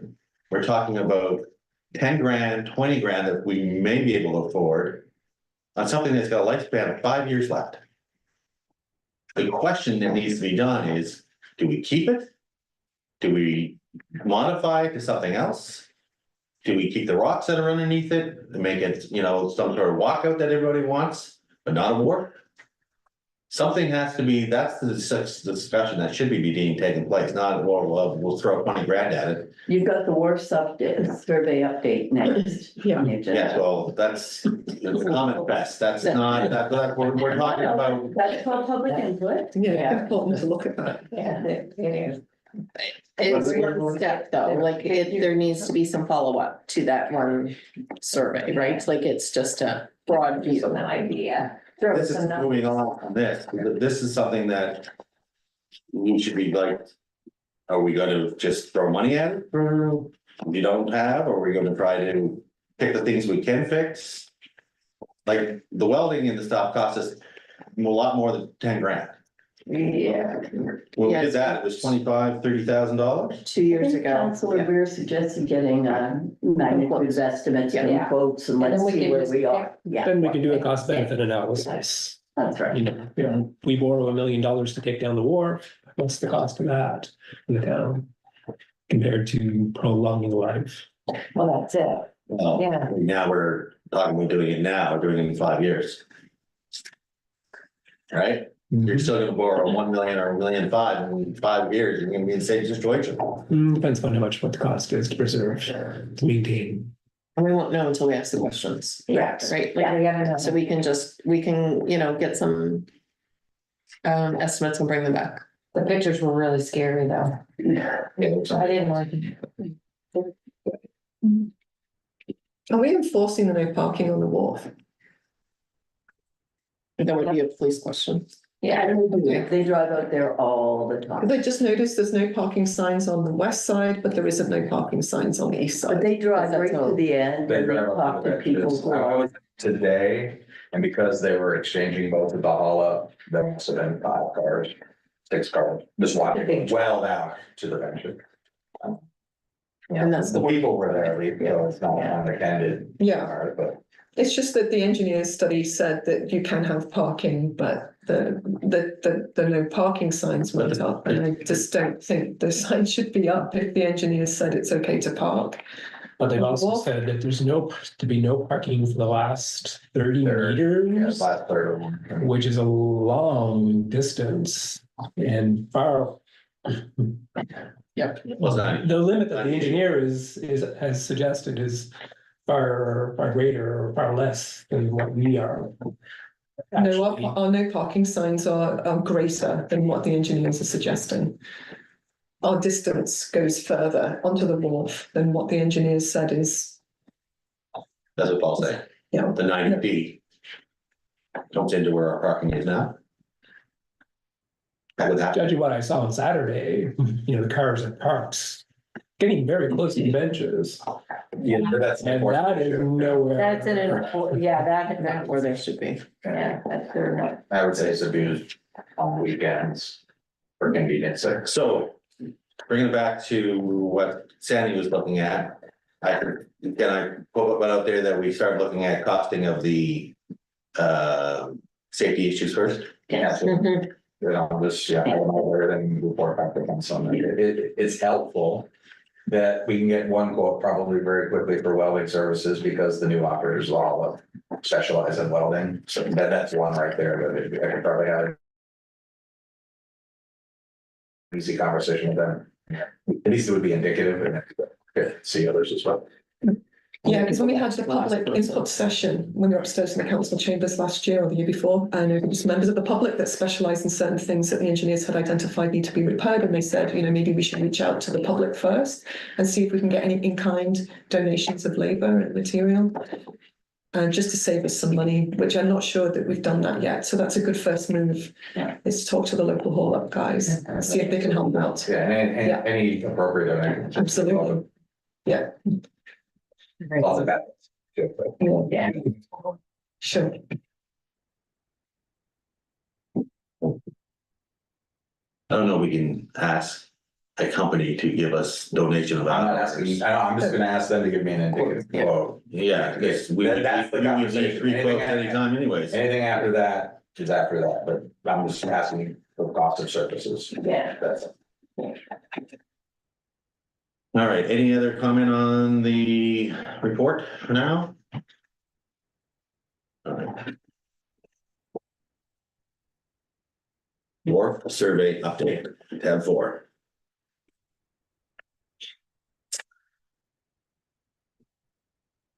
Everybody had a chance to read the Mhm. comments? Yep, all the comments, yeah. Would anybody want to make any comments on the comments, or do we just want to just take them as? I had a question. Can we isolate some of the questions as per county, town? Is that possible, like in the survey data?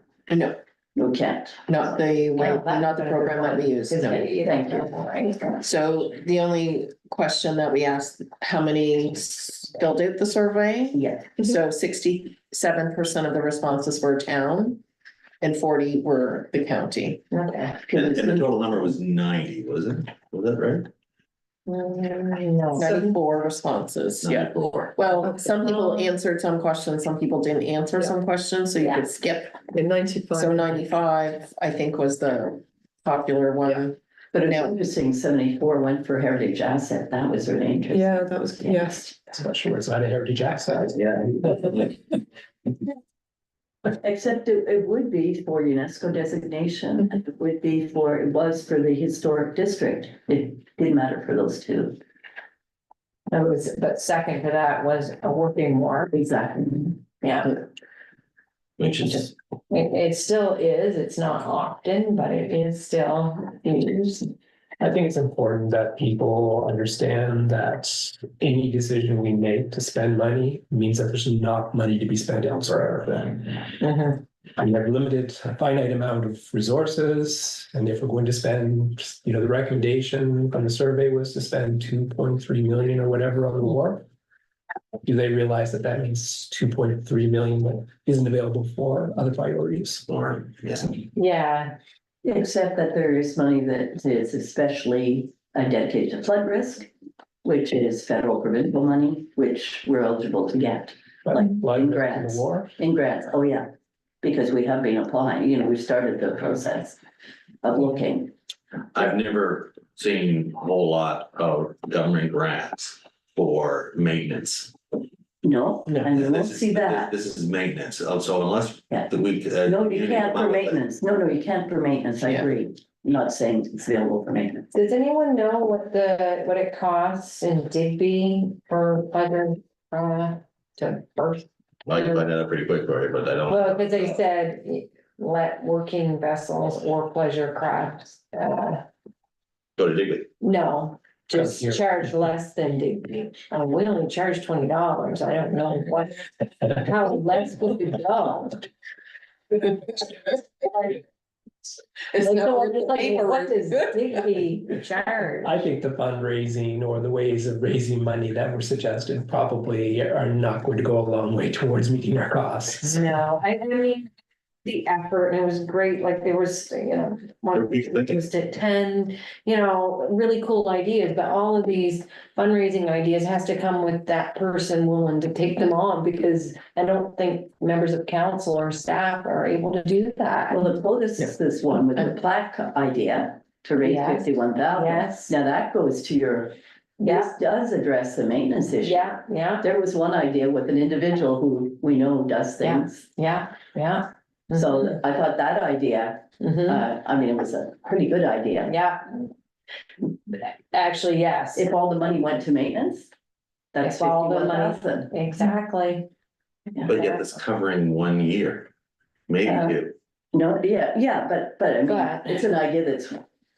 Somebody put it out there. Yeah, out of some of them, that was a really, really good one. That was well thought out and Yeah, was support it from was. others in the, for that idea. Mhm. So maybe. Yeah, so how did that, was they able to read each other's, how did that happen? I'm We like. must have just had a conversation.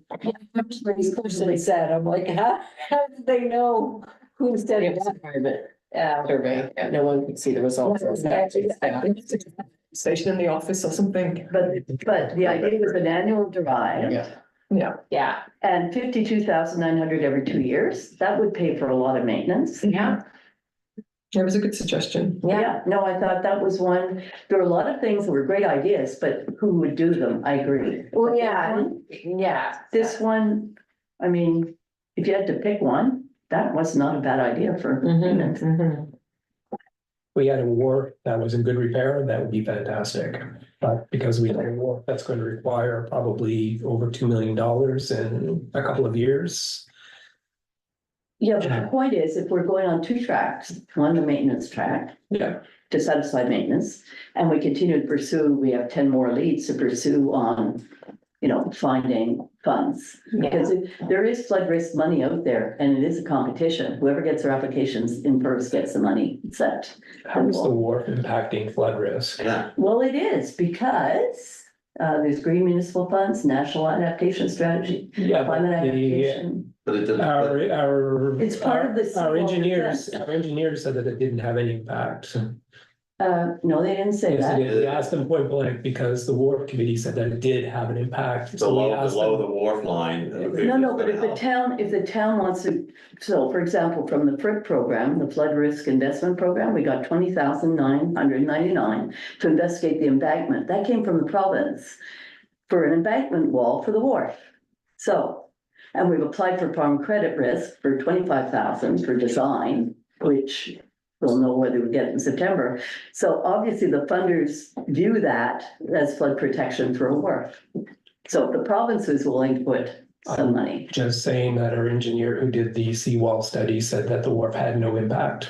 He was the one we worked with on all these grant applications, Matt DeLorme. Yeah. And he thought it was worth going for the 2.7, and we got the leads from somebody. Matt and others have been instrumental in telling us where to apply. There was also talk about the wharf protects the shoreline It does. further down St. George Street from erosion. Because it changes the currents and the way the waves come in, the wave action on the shoreline down there. So there is impact. That is what, Positive. that's what the wharf committee argued. Yeah, That was their the primary engineer said argument. they But didn't. that same day, we asked Matt whether that was indeed the fact and truth, and he said no.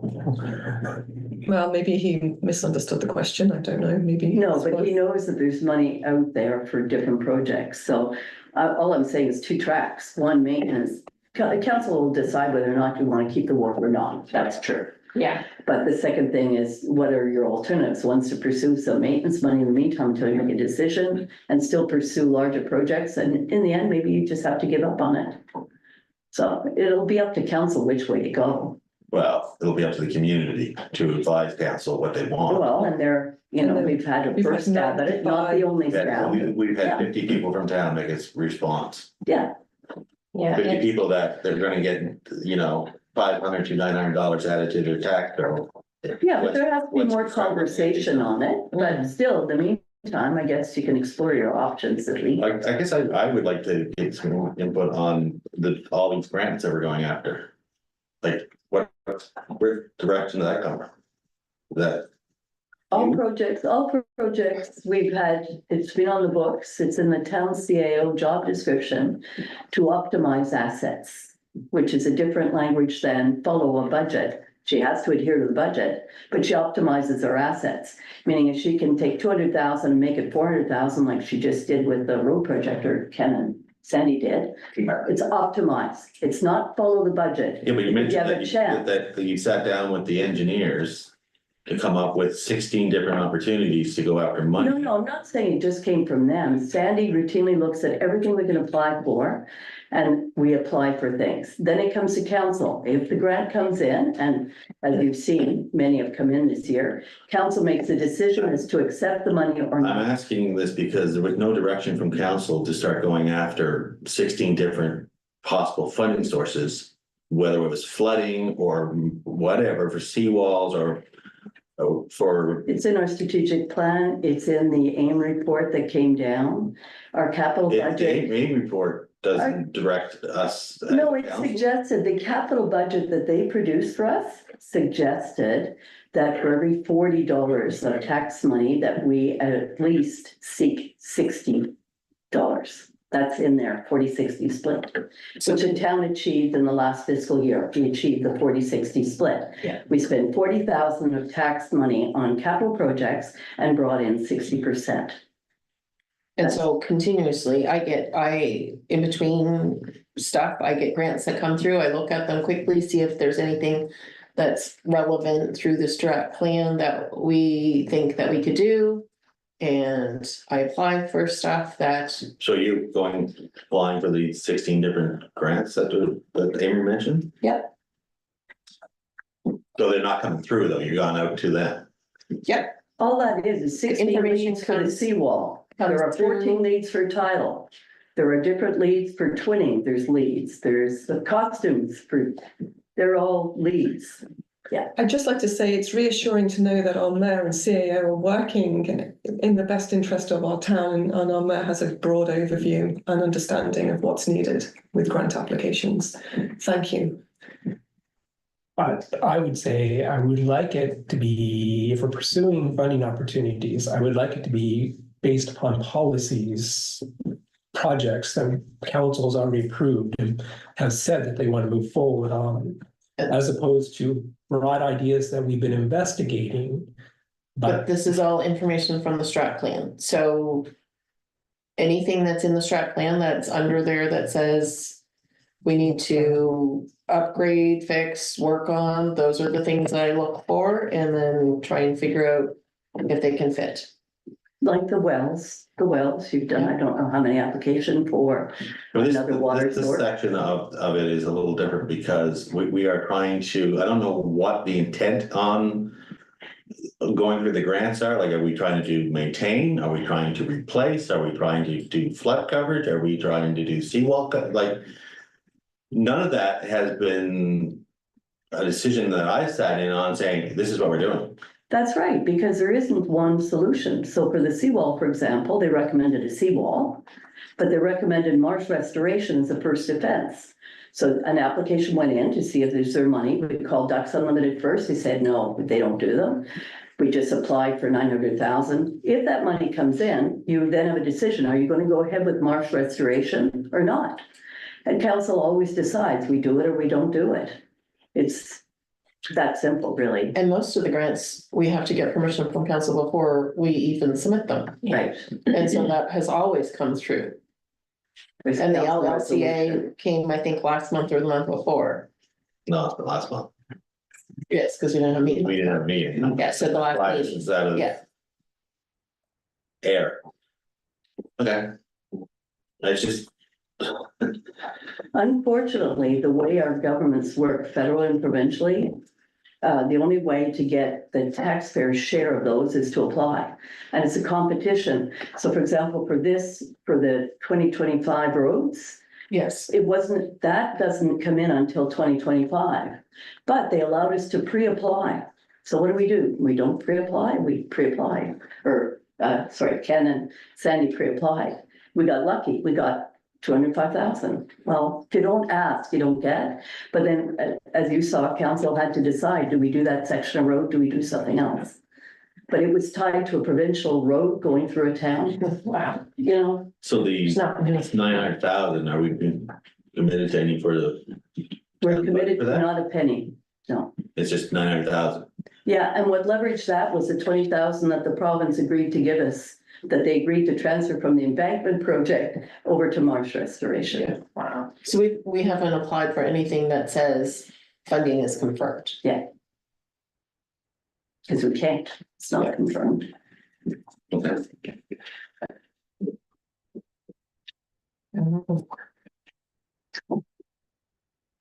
Any more comments on the comments? Good. Then moving on with the comments. And I think that's all of Ken's stuff, right, Ken? Are we gonna do the sewer thing? Oh, right, She didn't. BCAP, Oh, yeah, there it is. just in Yeah. case you get, have any questions on that one. I hate to leave her, but sure.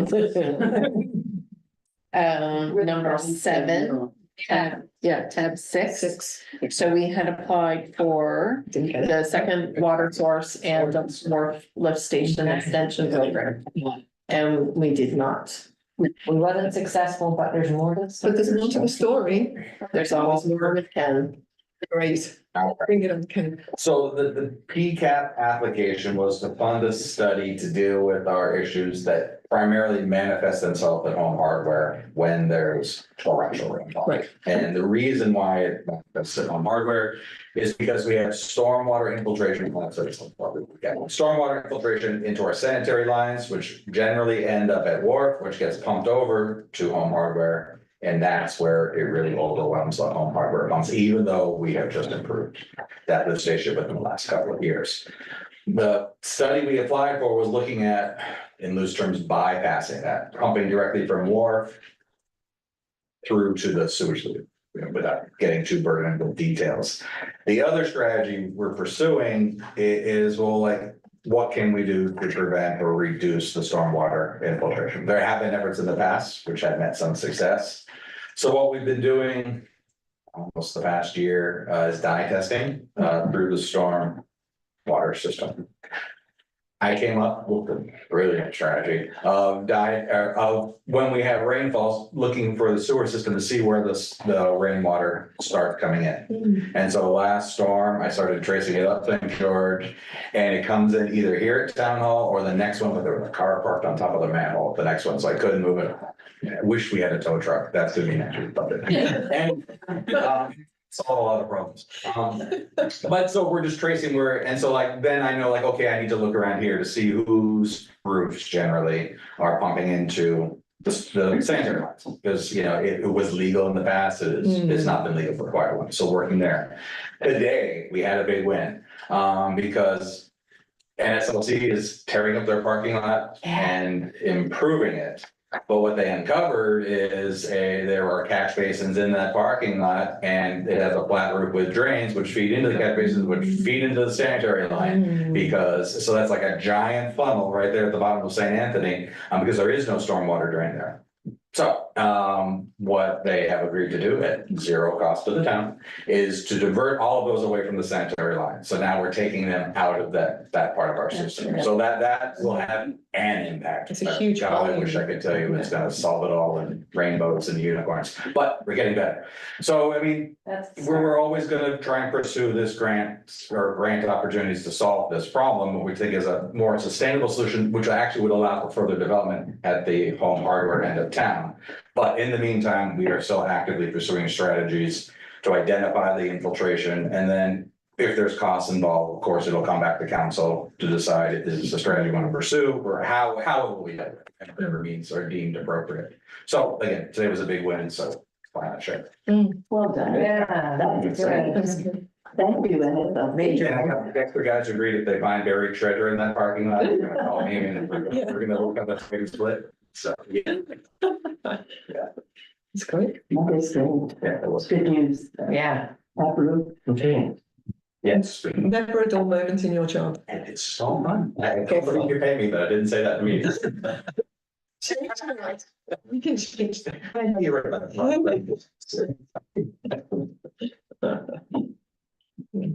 And the second part of that letter, of course, was we didn't get the money for the second one. So, yeah. We were shocked. All right, Thank you, Ken. going back to our. Yes, there, I've got number 4 left here, Yes. joint economic development coordinator, Yes. and you. Number 4, unfinished business. Joint economic. Business number 4. Yes. Economic coordinator. I find it hard. well. Today, it's just with the staff. You wanna just throw out the motion first and then you can just have. Sure. Okay, Somebody, All those yawning, so. Yeah, I move to recommend to council to approve the town of Annapolis Royal contribution. Yeah, of $2,231 out of the $59,493 budget with the county of Annapolis and the town of Middleton for an economic development coordinator for the area. a second. okay, now we're open for discussion.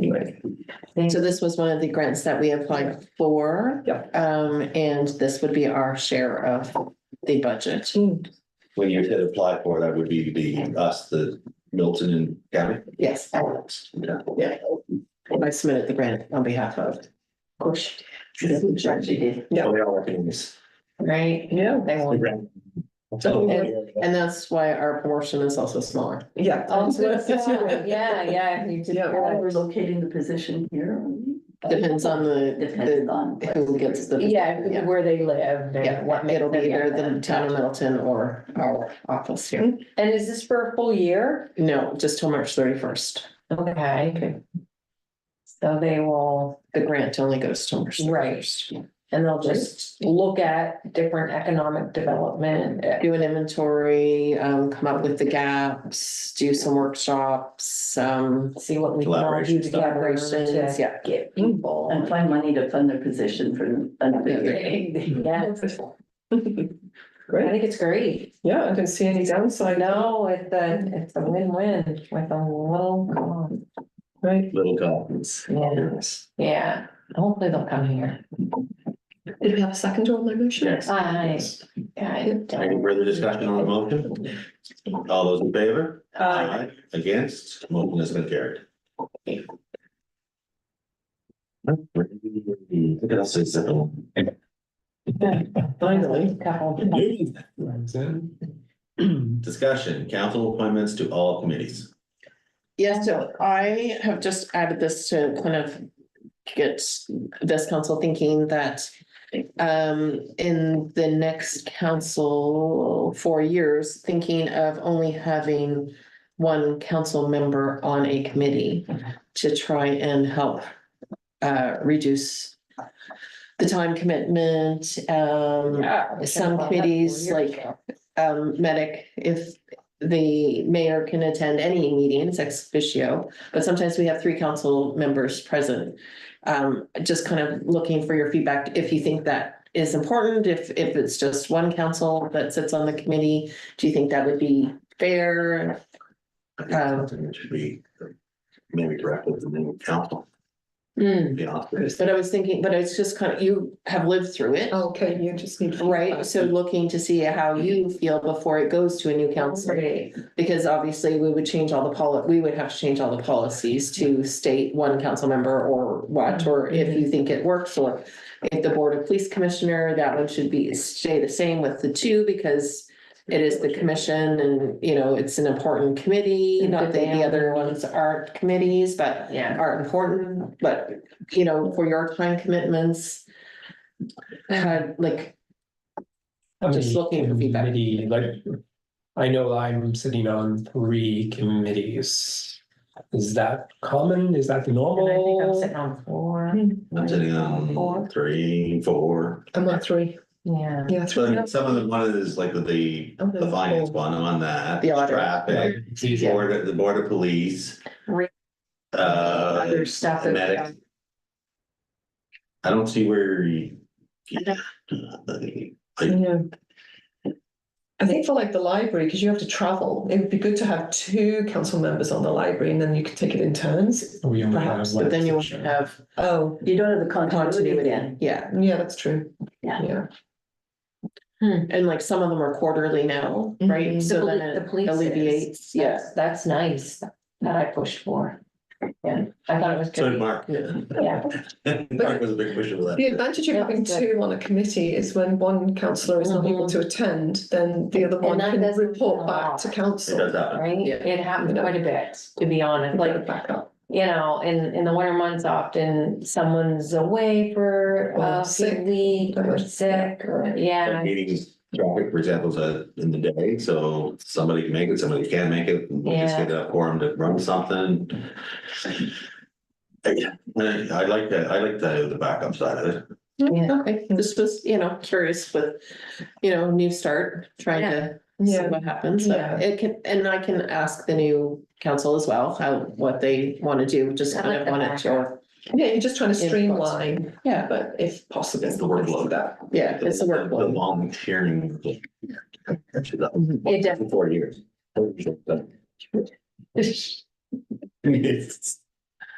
But yeah, That was question, yeah. Moving on, appoint occupational health and safety representative.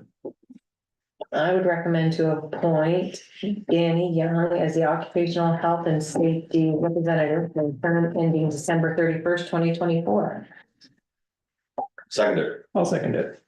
And that's just to get them all in line, so that when we do them all in December, it'll be for the year. Yeah, right? Like, This is short. so that we don't have to remember to, Yeah. do one at different times through the year. Any discussion?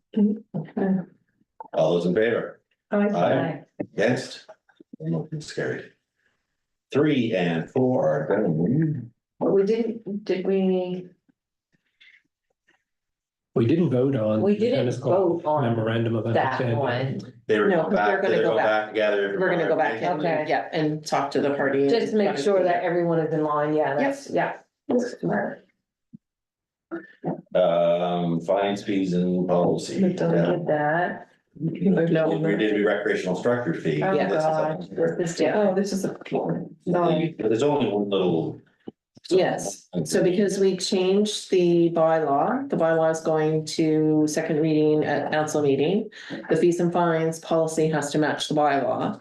Yeah. So we're just updating the bylaw to match, we're updating the policy to match the bylaw. Mhm. Do you know one thing I did notice on that is under Schedule F, Town Facilities, Schedule 1, it says $0 per hour for Market Square.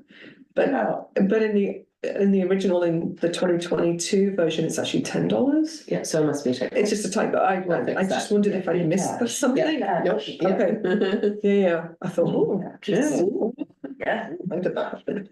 Okay. Hmm. So this is, this is just the fees and. So it's the one that for $29. Right.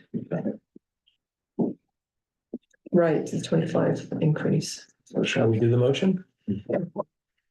To recommend to council to approve the fines and fees policy number 2024-11 dated September 2024 as presented. I'll second that. Question on the motion? All those in favor? Aye. Against? Motion is passed. And we're into party member for the Accessibility Advisory Committee. I recommend to council to approve the appointment of Sheila Redden Smith to the Accessibility Advisory Committee for the term ending December 31st, 2024. So I have a seconder. I'll second. All. Question on the motion? All those in favor? Aye. Against? That motion is passed. Welcome, Sheila. Yay. Communication policy. Well, we have it, policy, the draft, for. You missed one. Yeah. New Business Hall of Fame invitation and request. Yeah. $3,000. Oh, right. Table? Yeah, yeah, That's so expensive. yeah. So the request came in, I'm bringing it to your attention to see. That's too much money. So. It's an important event though. And But really, who's attending? They don't even, family members. yes, but who? Is it anyone from our community?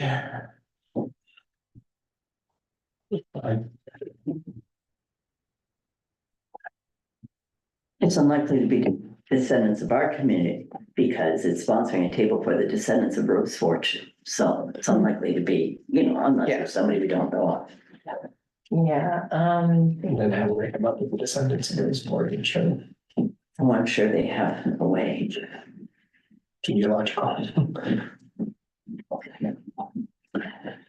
Are we? Are we having a motion on this? Can I have a motion on the table? I didn't see a motion. No, we didn't do a motion. We're not gonna have a motion that we're gonna vote for, so we need a motion, a seconder, and then we'll have discussion. Yeah, we just didn't have one on our list. No, So they're asking for $3,000 per table, plus they want a mayor to attend. Yeah, so put that in a motion. I'll look into it. No. She's much more than just. No, we don't have, So if there's no appetite for it, we don't need a motion to Right. have it, to feed it. right, So if, Tight on my part. so Can't speak for my table colleagues. if you, Are we the only option for funding? Or have we This spoken was- to these no, people? I just got this email. Did I get it or Amy got it? I think I gave it to you. Do you have any more information? No, No. that's it. They I just, didn't investigate it no further. they Would just, you be attending? I hadn't planned on. Yeah, okay.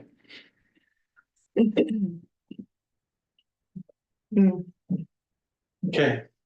I have heard no motion, and I am turning this one on.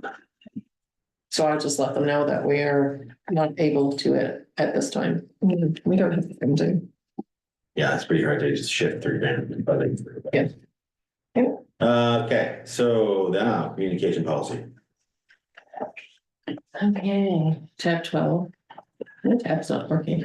Oh, Oh, are you not in the new agenda, the one that came? Is yours working? Tab 12. Page 6 seems to be the Yes, my tab 12 worked. page six, Good job, Kim. all highlighted there. do you want us to read the motion then? Yeah, let's do that. Okay, to recommend to council to approve the communication policy number 2024-12 dated September 2025 as presented. I'll second. Thank you. So, Then we can have discussion. It's pretty straightforward. Yeah. Why, what was the rationale for adding those? Had a conversation with our municipal advisor, Jason Hahn.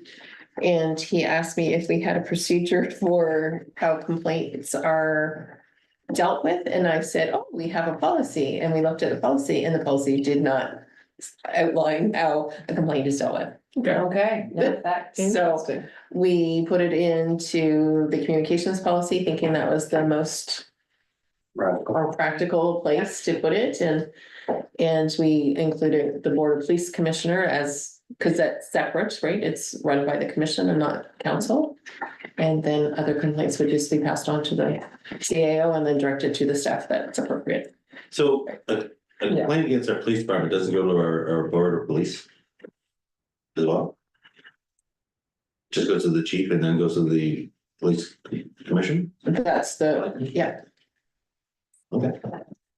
It will probably come to the Board of Police through the chief. But if anybody has a complaint that they, they wouldn't go to a counselor and complain about the Board of Police, they would have to go to the police or the commission. So hypothetically, if we had a complaint against the chief, Yeah, then it would go through the. then that chief would have to take the complaint that's filed against him, present it to the board. No, because our chief does other complaints at other departments, so another department, Bridgewater Department or another oh, department would investigate our chief. Okay, and that's what we would be notified on. Okay. So the highlighted section is the only change. Correct. Okay, And it's just an addition. Yes. It's not a change, it's That makes just an sense. addition. I got nothing following. It's down a bit. It's page 82 of 99. Page 6 and, Yeah. Further discussion on this? no, All those in favor? Against? Motion has been carried. Okay. Okay. You rescind your vote? And now we're on to correspondence. I know we're on Amy's edition. The healthcare. But that's under correspondence, there's. Oh, you put on course, okay, sorry. yeah, MLA summer newsletter. Did everybody see it, 2024? no, You did. No, The only reason I'm mentioning it is it had an excellent section on healthcare. just excellent. I'll copy it for you if you didn't see it. But the greatest thing was in here, he says, last year, the government shut down the 24/7 collaborative emergency center in Annapolis Royal and replaced it with an urgent treatment center that is only open banking hours 3 days a week. Massive downgrade in service. Yeah.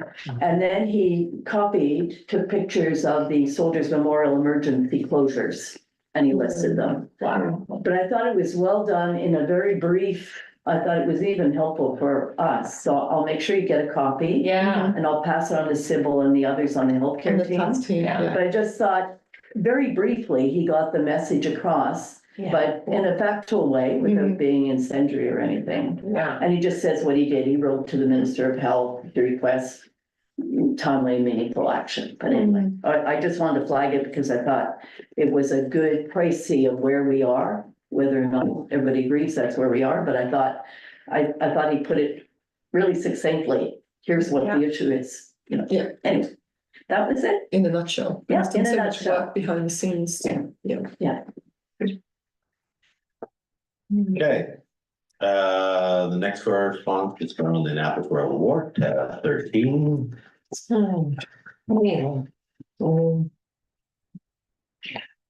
Actually, I don't know, that one's not in. That's the next one. It's from Wayne, the Whalen. Yeah. So he said, runs this like. Is it, he runs the whole up? Yeah, so. Yeah, just for Chase. Yeah, that's what he does. Since he's in support of the war, maybe he can give us a deal as well. Yeah, and Right. probably.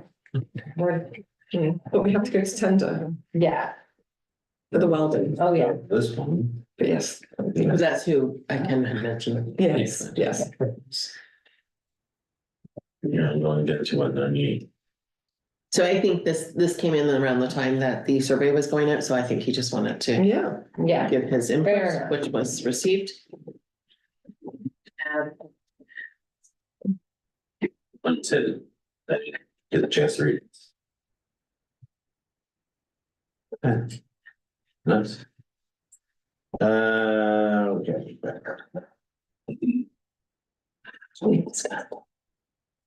We're moving on. Events in 1929, Oh, yes, yeah, that's where we are. tab 14.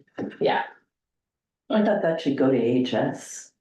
See if they want to do something with it. Yeah. In the apothecary. It's really interesting. It's very cool, but. We visited a pharmacy of the time of the revolution in Cuba that was intact. The French Yes. apothecary had departed, Of course. but this could go to AHS, let them do Yeah, something. I think it would be, They're working on the Pony Express now with the county, you know, like they're doing an anniversary thing. I think that's great. The settlement of the Scots here, though, is more important. You know, we did have a celebration last month that the Ford Ann put on Parks Canada. But it was the Scots who initially settled where Annapolis Royal is currently located. And to mark that anniversary, I think is significant. You know, originally it was felt that the Scots had settled where Port Royal habitation is. But archaeological evidence has uncovered that the actual settlement was here where the foregrounds are.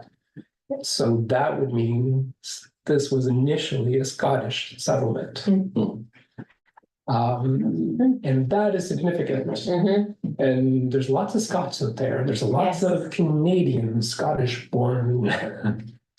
So it may be worth celebrating. And we did have Beyond Aquatatech, the big festival, and there was a big Scottish part of that, which was very enjoyable. And maybe we Yeah, could, that happened in 2020 in the fall, yeah. it was great, it was huge that weekend. Yeah. Okay, So it's going to be passed on to AHS. right. Right, yes, Okay. good idea. Canada Community Building Fund, that's been discussed. Now, they didn't answer, town council wrote, and we asked them to include wharves under this. We followed the lead of, what was it? Not Liverpool, but what are they over there now? Shelburne. District of Shelburne asked us and council did. We asked for this to be expanded. They, of course, there's no reference to it, but this is a general letter. Anyway, just bring that up because we did ask for it to cover wharves. Yeah. Proposal for the place Port Royal or Port Royal Place. You gentlemen. Yes, Amory, are you able to talk a little bit more about this? Actually, this is my brother's brainchild. There you go. I think he put everything in it. Okay, yeah, He did. When I took the students to give it context, I took them to Grand Pré. They had a center there. Took them to Clare. They have a genealogy center there. And the third was Pubnico. So his point is, there's absolutely nothing here. right. Yeah, so that basically in a synopsis, that was it. What about AHS? They have an Acadian room, they have no French people. So the only reason they got the 1710 map done was because of my brother who was able, because you have to be able to read French texts. They have no one who was able to do that work Doesn't their genealogical center have Acadian information? in English. And now they have some French because of the students and Gerard's work this summer. Wow. But there's no capacity to research in French, whereas Pubnico, Clare, and Grand Pré do have. Yeah. Now, could they partner? Like, to me, it'd be ideal if a committee could be formed under AHS that could have a separate bank account, be affiliated with AHS and do the French piece. But I don't know what the county are going to say, because I know Alec Morrison asked for this proposal before he left. The county wanted to see something. Yeah. And that's why it's presented now, because he was presenting it to the county. No, it's really, But to me, a subcommittee under AHS, if they could have a separate bank account, because the problem with AHS, as you know, they're always cash strapped. yeah. They're also supporting a provincial museum. And so if you were going to invest in, it would have to be self-funding. Yeah. It would have to attract its own money. Because AHS, their buildings are full. They can't put another thing in. Mm-hmm. What are you gonna do? So you can't put more stuff into a building that's full. I like the idea of associating with them, but you'd have to have almost a French unit on its own, but that's reporting to the HS board, so they can use. The only reason I got the 1710 map was you could get funding through HS. Yeah. They wouldn't have got the money out of it. And partnering with the other three, or one of the other three is not being done or is not. Well, actually, this last event that they had last week here at Parks Canada, so that was Parks Canada, Mappinopolis, and the third one was it was Mappinopolis, Parks Canada, the county. They did that event here at the Port Grounds. And that's as cooperative as I've ever seen, because HS were there with the booth. So that was the closest they've ever, that's the first time they've all kind of been together. Yeah. Because Mappinopolis worked well with Port Anne. Yeah. And now the county's picked up they've had their first Acadian events ever this year. Yeah. That's big. I just don't see how the town could, And I Take this on I at all. agree with you totally. unfortunately, Yeah. like. There is a gap, but it is not something that, So maybe it's something else We to can- fire over to HS. Well, the only thing that we could offer is space. Can we? But We even have then, office spaces upstairs. Oh, I see, office space, yeah. Or somebody to do it, or if but it's not. but it wouldn't be accessible. Not- No. Yeah, it has to be somewhere that people can come in off the street and Yeah. get this information. Storage room next door. Yeah. We could keep us, we could get Some of our to AHS financials. or whatever. You move them upstairs. Yeah, I mean, We could send it over to HS. definitely, but I like the idea of a subcommittee separate from, separate bank accounts and stuff like that, and someone's. Okay. And that being correspondence, so Okay, oh my goodness, where are we? Are we at the?